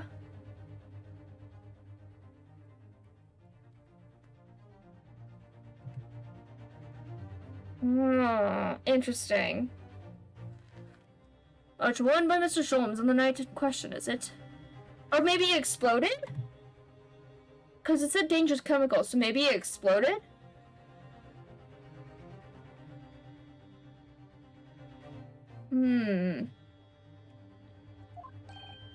Look at that! One of the vials is broken and the leather around it is scorched black. It's almost as if the vial exploded. Yes, exploded. So that night, the bullet from the Skulkin brothers' gun struck Mr. Shom's pouch. And it was the glass vial exploding that caused the fellow's injury. This bullet did not penetrate the victim, but was deflected into a wall of shop. You gonna eat it or you gonna crush it? A delightfully complex aroma. Well, the bigger one mystery has been solved at least. Though it has no bearing on the truth of this case. Sure. The muggling and burgling brothers shot the detective, and the accused shot the pawnbroker. The pertinent facts of the case remain unaltered. Ugh. But at least the mystery is solved. I can sleep easy tonight. Thank you, young man. Thank you very much. Glad I can help. To its bearing on the conundrum just solved, the court will sequester the scruffy pouch as evidence. Whose pouch isn't scruffy? Okay. I'm gonna go that's why there's scorch marks around it. Okay, can I look at that, please? Can I look at that, please? And thank you. Oh shit! Oh shit! What's that? So it didn't deflect! It didn't deflect! Oh shit! Oh my god, it didn't deflect! The bullet! It's right fucking here! It's really scorched badly here. Oh, the strap is broken. Look. That's supposed to be where the bullet hit then. Let me see. What's this? That sure looks like a goddamn bullet! Hey, maid lady, take a look, right? What the? Iris, look! Behind where the broken vial was. Do you see it? The Skulkin brothers' bullet! What a stroke of luck that it hit his pouch. This is an amazing discovery. What this means is, there were 3 bullets fired at Winnipegs that night! We found exactly what that juror was talking about! The 3rd bullet! It's time to press that juror again, I think. Oh shit, boy! We got a reasonable doubt right here! Fuck. The 3rd bullet! Oh my god. This is great. I'm loving this. Okay, let's have an accusation. It would appear the defense is somewhat struggling to alter opinion. Please, my lord, a little more time. After all, that's a new piece of evidence. It could be a valuable clue, and you can't afford to overlook anything here, Ronosuke. Yeah, you could say that again. There's still a way to turn this around somehow, I'm sure of it. Yep, we have it. We have it right here. Okay. Okay, I don't care. I don't care. I don't care. I don't care. I don't care. I'm done talking to you. I know. It's come in form of a pouch? Seriously though, sounds like the great detective was on death's door, but maybe his injuries won't be for nothing. That pouch could be a very valuable clue. What's a rogue, always a rogue. Okay.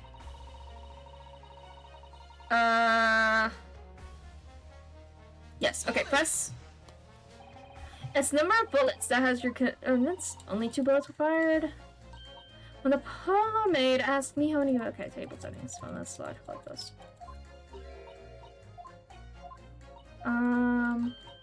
If there was another bullet...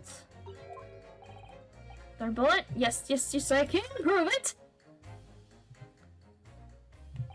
Allow me to show you then. The 3rd bullet. Hell freaking yeah. Here it is. We discovered it just now. Yes, on the night in question in Winnipeg's pawnbrokery, another bullet was fired! What is this new trickery you Nipponese conjurer? Where did you find that bullet? It was lodged inside Mr. Shom's pouch. What? This pouch was removed from around Mr. Shom's waist before he was taken to hospital, and since then it has been touched by no one. Do you mean to say... Shot fired by the Skulkin brothers at night? Yes, As your lordship has surmised, it hit this pouch. That makes no sense whatsoever. We already know the whereabouts of the bullet fired at Mr. Sholmes. It's invisible in this photographic print. Ah. 2 guns from the scene have already been submitted into the court record as evidence. Yes, that of Mr. Winnebank and that belonging to the Skulkin brothers. An examination of both guns revealed that only a single bullet had been fired from each. Huh. But that must mean... That's right. We now know that on that night in question, 3 bullets were fired. However, only 2 bullets were fired from the guns recovered from the crime scene. And until that incontrovertible inconsistency is somehow explained, we cannot and must not pass judgment. Look. Ah, shit. We just stabbed him in the freaking heart with a stake. Order. While the examination remains incomplete, the court has been presented with new facts. Facts that would appear to shake the very foundations upon which the case against the defendant has been built. As is my prerogative in this situation, I hereby temporarily suspend the summation examination. Jupiter! What? Bring the witnesses back to the standard woods. Hell yeah. You gotta say, buddies. Where did this other bullet come from? Witnesses? Governor! Were you listening to proceedings while the defense carried out the summation examination? We was, Governor. We was. Perhaps we can dispense with the tedious preamble. Simply answer this one question. A 3rd bullet has been identified at the scene of the crime. What do you make of that? Make it big up. Don't make nothing of nothing. Is it one of yours? Gobbly, not chance. In that case, you have an accomplice. What? Skulkin brother? It's just the 2 of us, that's our trademark.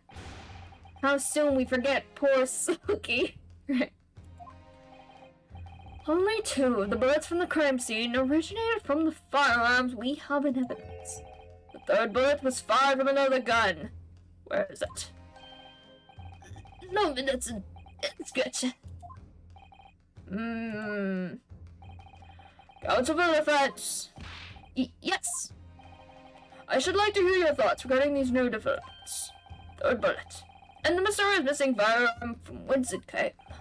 Thinking back over all the testimony we've heard and all the evidence we've seen, I think I'm starting to form a picture of what really happened that night. My lord, I think it's clear what this 3rd bullet tells us about the Skulkin brothers.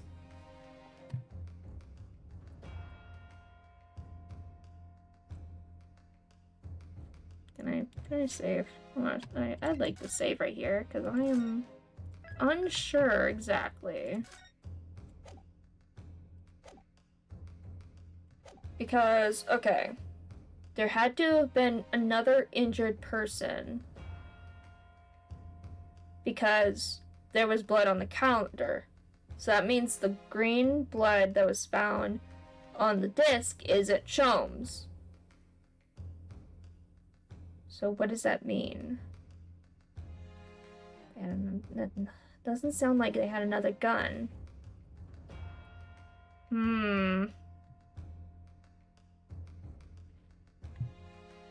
Bigger accomplice? That doesn't sound right, though.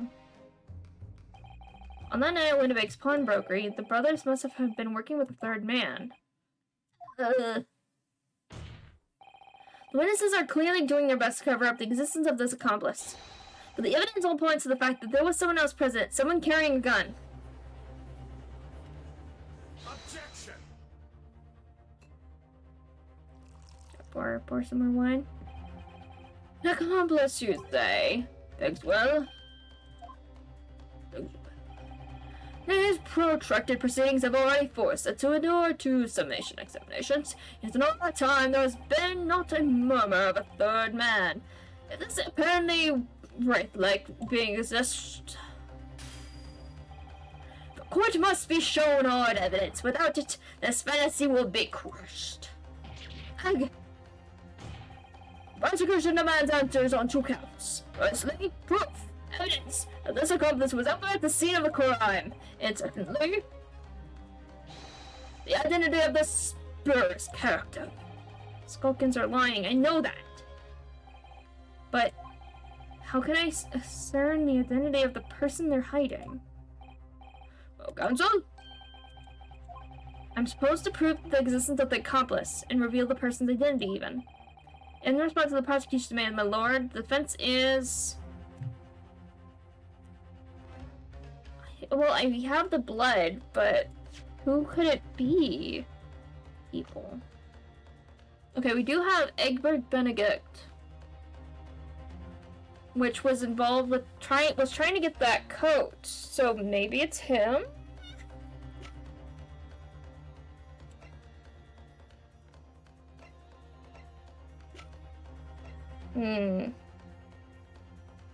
Okay. Think so. Let's try it. Defense is ready. I believe I can provide all the answers the prosecution demands.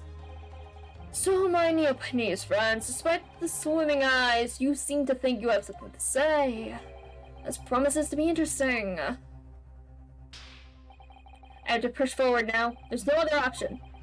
I need to use every single piece of evidence available to me if it will make a difference. Okay, counsel, I would ask you to present the evidence without delay. On the night in question and the moments leading up to the death of the victim, what proof have you that the third intruder present at the scene? The blood! Take that! Blood. Evidence right here, in this portfolio. Portfolio again, is it? Did you expect the court to rifle through your papers itself? Be more specific. You claim one of those blood samples proves the presence of this third intruder. Well, which one is it? Yeah. The fourth and the... yeah. That. Yeah. This is the blood sample that proves it. You perplex me, counsel, by looking so pleased with yourself despite this quite displeasing answer. What? Do well to take your irrelevant spin. What? That's a load of bullshit. Okay. Try that again. Okay, secret accomplice.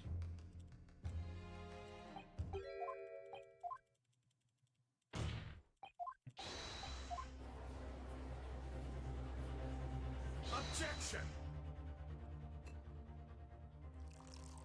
I see. One irrelevant specimen and it won't stop throwing one, right?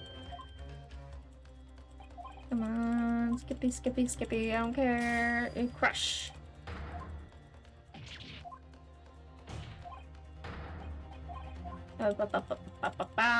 Okay. So let me try it again. And go with the one that's for the calendar.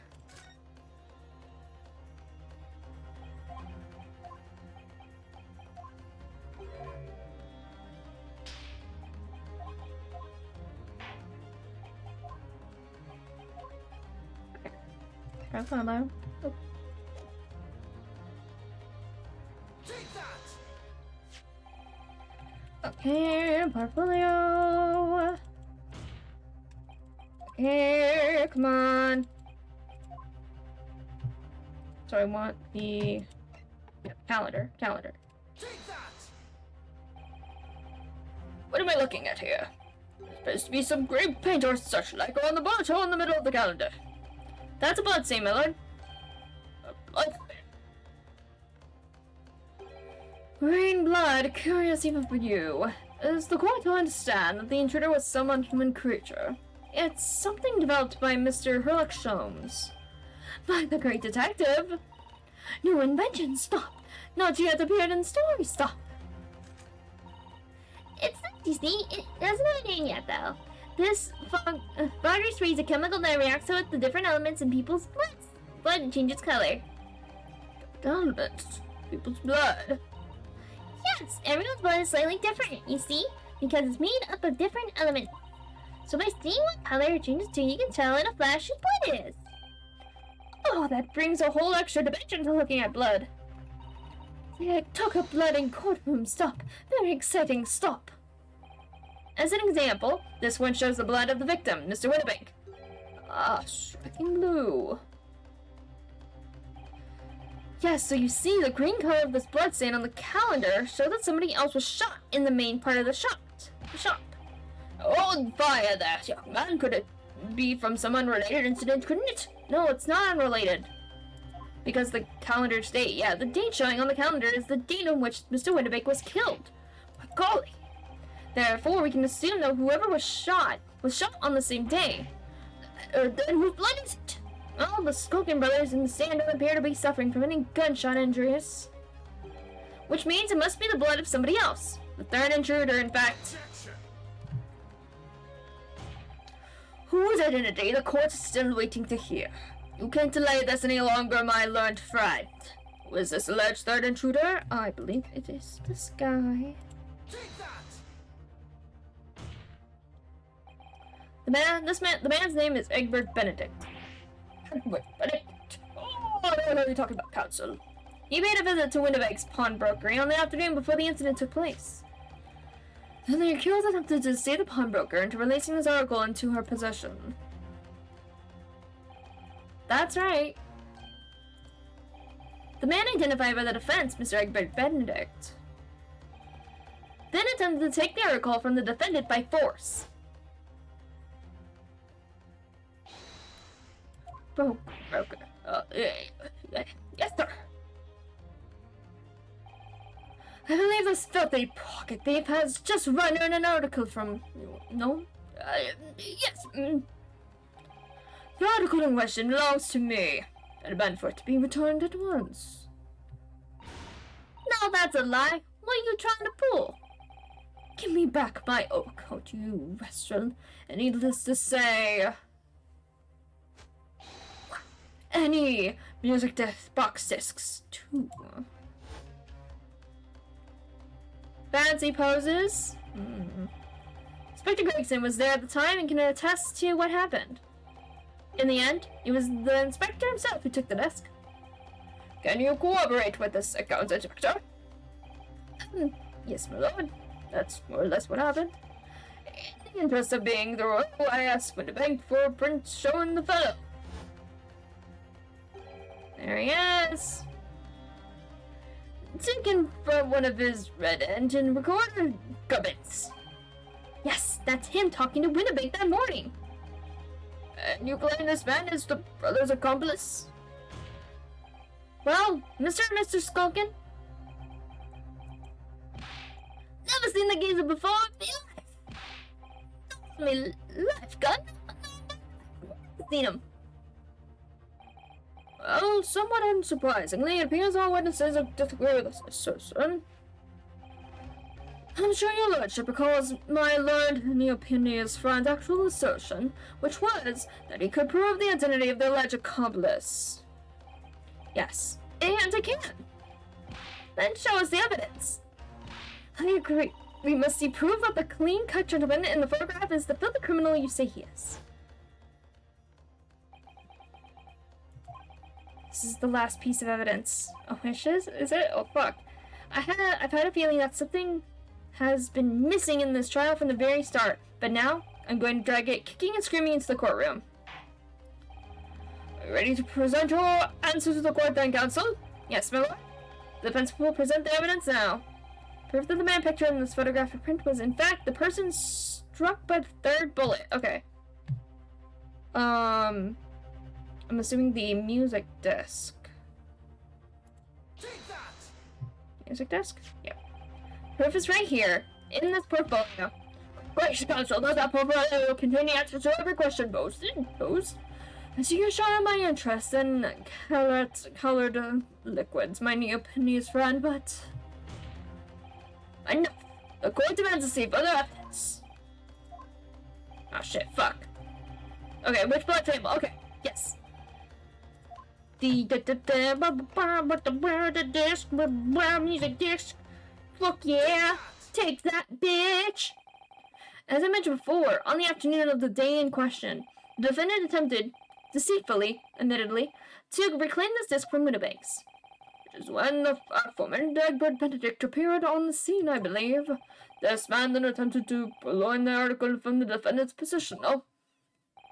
That's correct, my lord. I myself was present at the time. I was following this that a minor incident occurred. But of course, sir, here's this for you.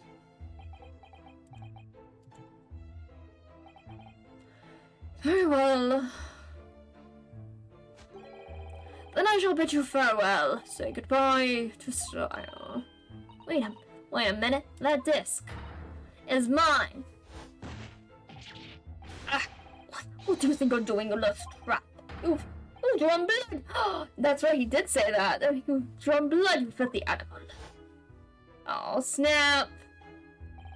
Being a music box disc, it was countless small but sharp metal protrusions over its surface, right? Those protrusions caused Mr. Benedict's finger to bleed, and the resulting smear of blood is still visible in the disc now. Goodness, I've seen it, is it? My assistant and I have already analyzed the bloodstain here in this very courtroom. Using, I trust you, Yes, and we have the results to this portfolio. I say, it's green. It's exactly the same color as the blood around the counter. The evidence is conclusive. The man calling himself Mr. Egbert Benedict, who was in Winnebags earlier in the day, is the accomplice who was present at the scene of the crime that same night. So there was someone else there. Look at those two brothers now. They're sweating buckets. Boy, who are you talking about? It's boiling in here. My lord, it is the opinion of the defense that Mr. Egbert Benedict should be summoned to the courtroom to testify. It was only saying that we can ill afford to ignore this gentleman's apparent presence. This has gone on long enough now. This flagrant ignorance of the mechanics of law. Sherlock Holmes, you say? Yes, I've heard the name. The protagonist in a series of short stories for the vulgar classes. A god of detection of some sort. Hey! That's rude. And now you employ chemical substance devised by this fantastical persona in the highest courts in the land? Do you expect us to take you seriously? The samples made by this plaything are not fit to be called evidence. So the blood stain turned a shade of green. What of it? Here's to you successfully proving that no other blood in the world would turn the same color. Well. Bam! Put on the thing. And pray, do not even think of suggesting that we shall take Mr. Shlum's word for it. Is he right? And Mr. Shlum can I don't know. I mean, he is a great detective. What are you talking about? Can't let him get away with that. Okay, now it's time for Shlums to burst through the door, isn't it? I knew it would come to this. Of course Mr. Shlum's invention isn't going to be recognized by any official body, but what other choice did that have? I'm just remembering what Father Christmas over there said before. About how he was temporarily suspending the summation examination? In other words, the examination isn't over yet, is it? Great! What did you say, young girl? Summation examination decision as to whether or not the trial continues in the hands of the 6 judges, isn't it? Oh shit, boy! So, see it? It doesn't matter what certain other people think of Hurley's invention. At least, not for now. Yes, she's right. Young lady, you're quite the dearest mind. It just comes down to one thing. Whether these ladies and gentlemen of the jury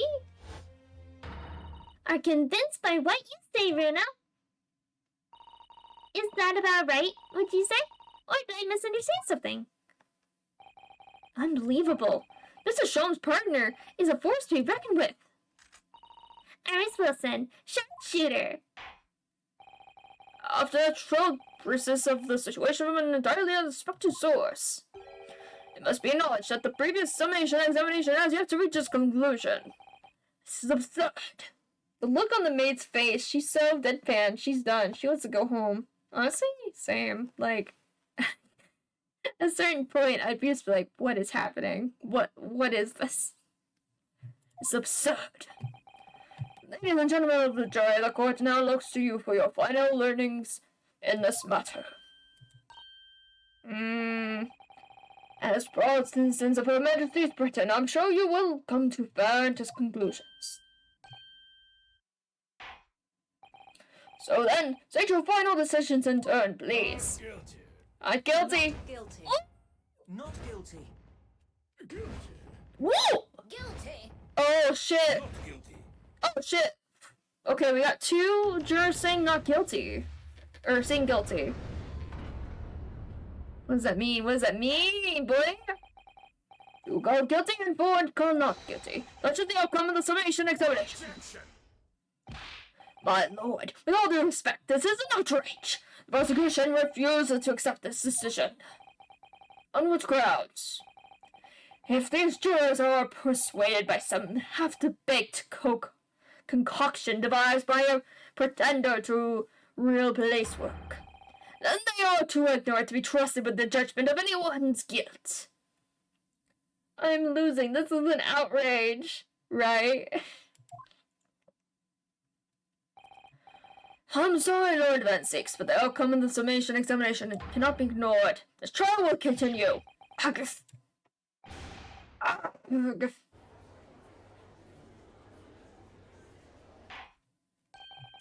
Nevertheless, we find ourselves in a rather awkward situation. The defense has very reasonably requested the subpoena of a new witness. But sadly, I fear that will be impossible. What? The name of the gentleman gave for himself, Egbert Benedict, is quite certainly false. I don't believe it. Just when I managed to prove the man was there that night. That's what... I bet that's what Shums is doing right now. He's looking for Mr. Egg Benedict. He's looking for Mr. Benedict. That's what he's doing.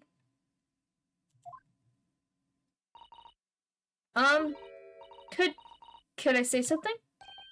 Who was that? Who was that, please? Who spoke? It was me, my lord. Juror number 5? What have you to say, madame? If possible, Inspector. Me, madam. I wonder if you might show the photographic print to me again, the one which the gentleman is shown. Oh, does she know him? Oh, fuck. Oh, you're right, yes, this one, you mean Mr. Benedict?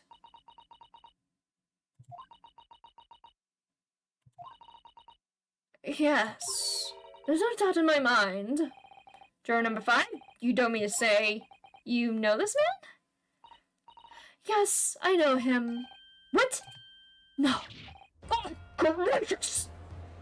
Oh, shit, boy! Oh, no! Juror number 5, oh, on earth. I'm a communications officer, stop. As we can clearly see. The photograph is stop. Also a communications officer. Stop. He works in my office. Stop. A very talented operator, in fact. Stop.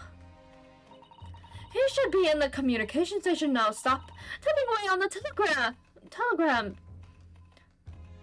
telegraph. Stop. This doesn't seem right somehow. I can't put my finger on why, but it doesn't feel right.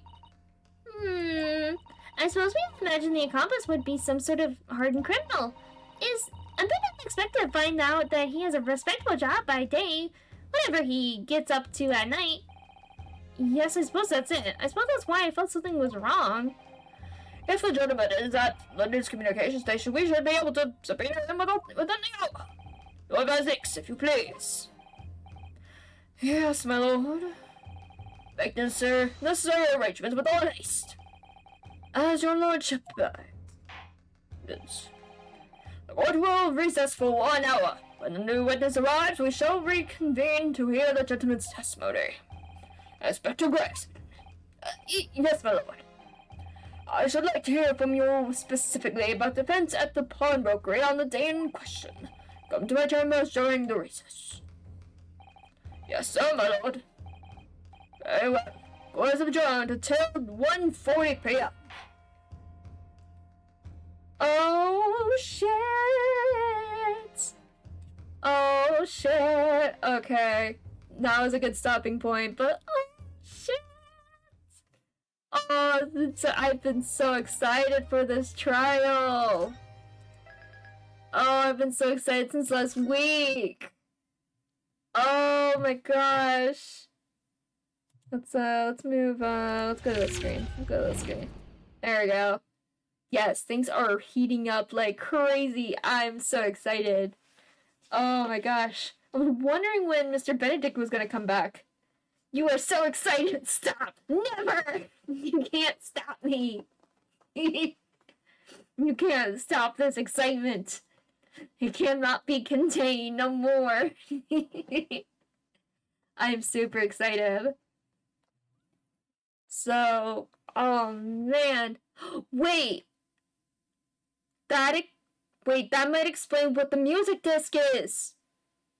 What if it's like Morse code? Holy shit. What if it's some sort of Morse code? Right? Holy shit. Big brain moment. What if it's sort of like a Morse code thing?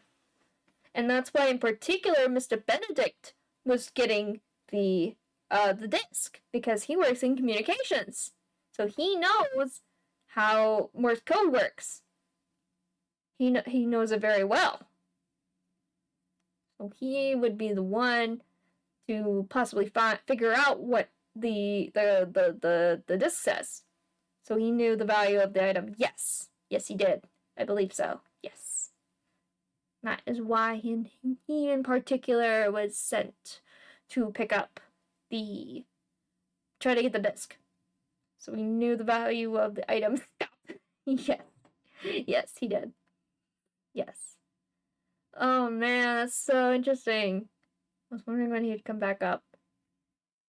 But yeah, I do remember the mentioning of him saying that he drew blood. That he drew blood from the cutting his finger on the disc. Oh man. So now we know the blood on the calendar is Mr. Benedict. Interesting.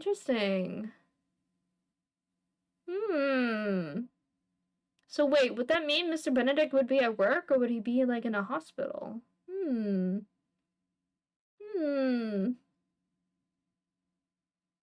Interesting. Very interesting. Oh, I can't wait to keep playing the trial. I'm so excited to find out, like, who actually this Mr. Benedict is, what his name is. Who is he? Who does he work for? Cough, cough, Mr. Strongheart. Absolutely. What's his motivations? What does he get out of it? What's he getting out of this deal? There's lots of questions to be asked and to be found out, and I am so excited to find them all out. This has been quite the exciting events that have been happening, and I'm very excited about them. Can't wait for more. You have anything to say, Mr. Scott? It's been a crazy day, crazy night. Crazy trial so far already. Nope, nothing to say? Okay. So you think we're good to end? That's the end? That's all, folks. Yeah. That's all, folks. Yeah. Alright, well, I'll see you, Scott, next week. And whoever cares to watch or listen to this stuff. Alright. That'll be it for this week. Find out more next week of this trial, which is crazy and insane. Have a good night. Yep, you too, buddy. You too. Good night. Thanks for watching, hanging out, whatever else. See whoever, whatever, next week to find the conclusion of this trial. Hooray! So for into that, good night and bye bye bye bye bye bye bye bye bye.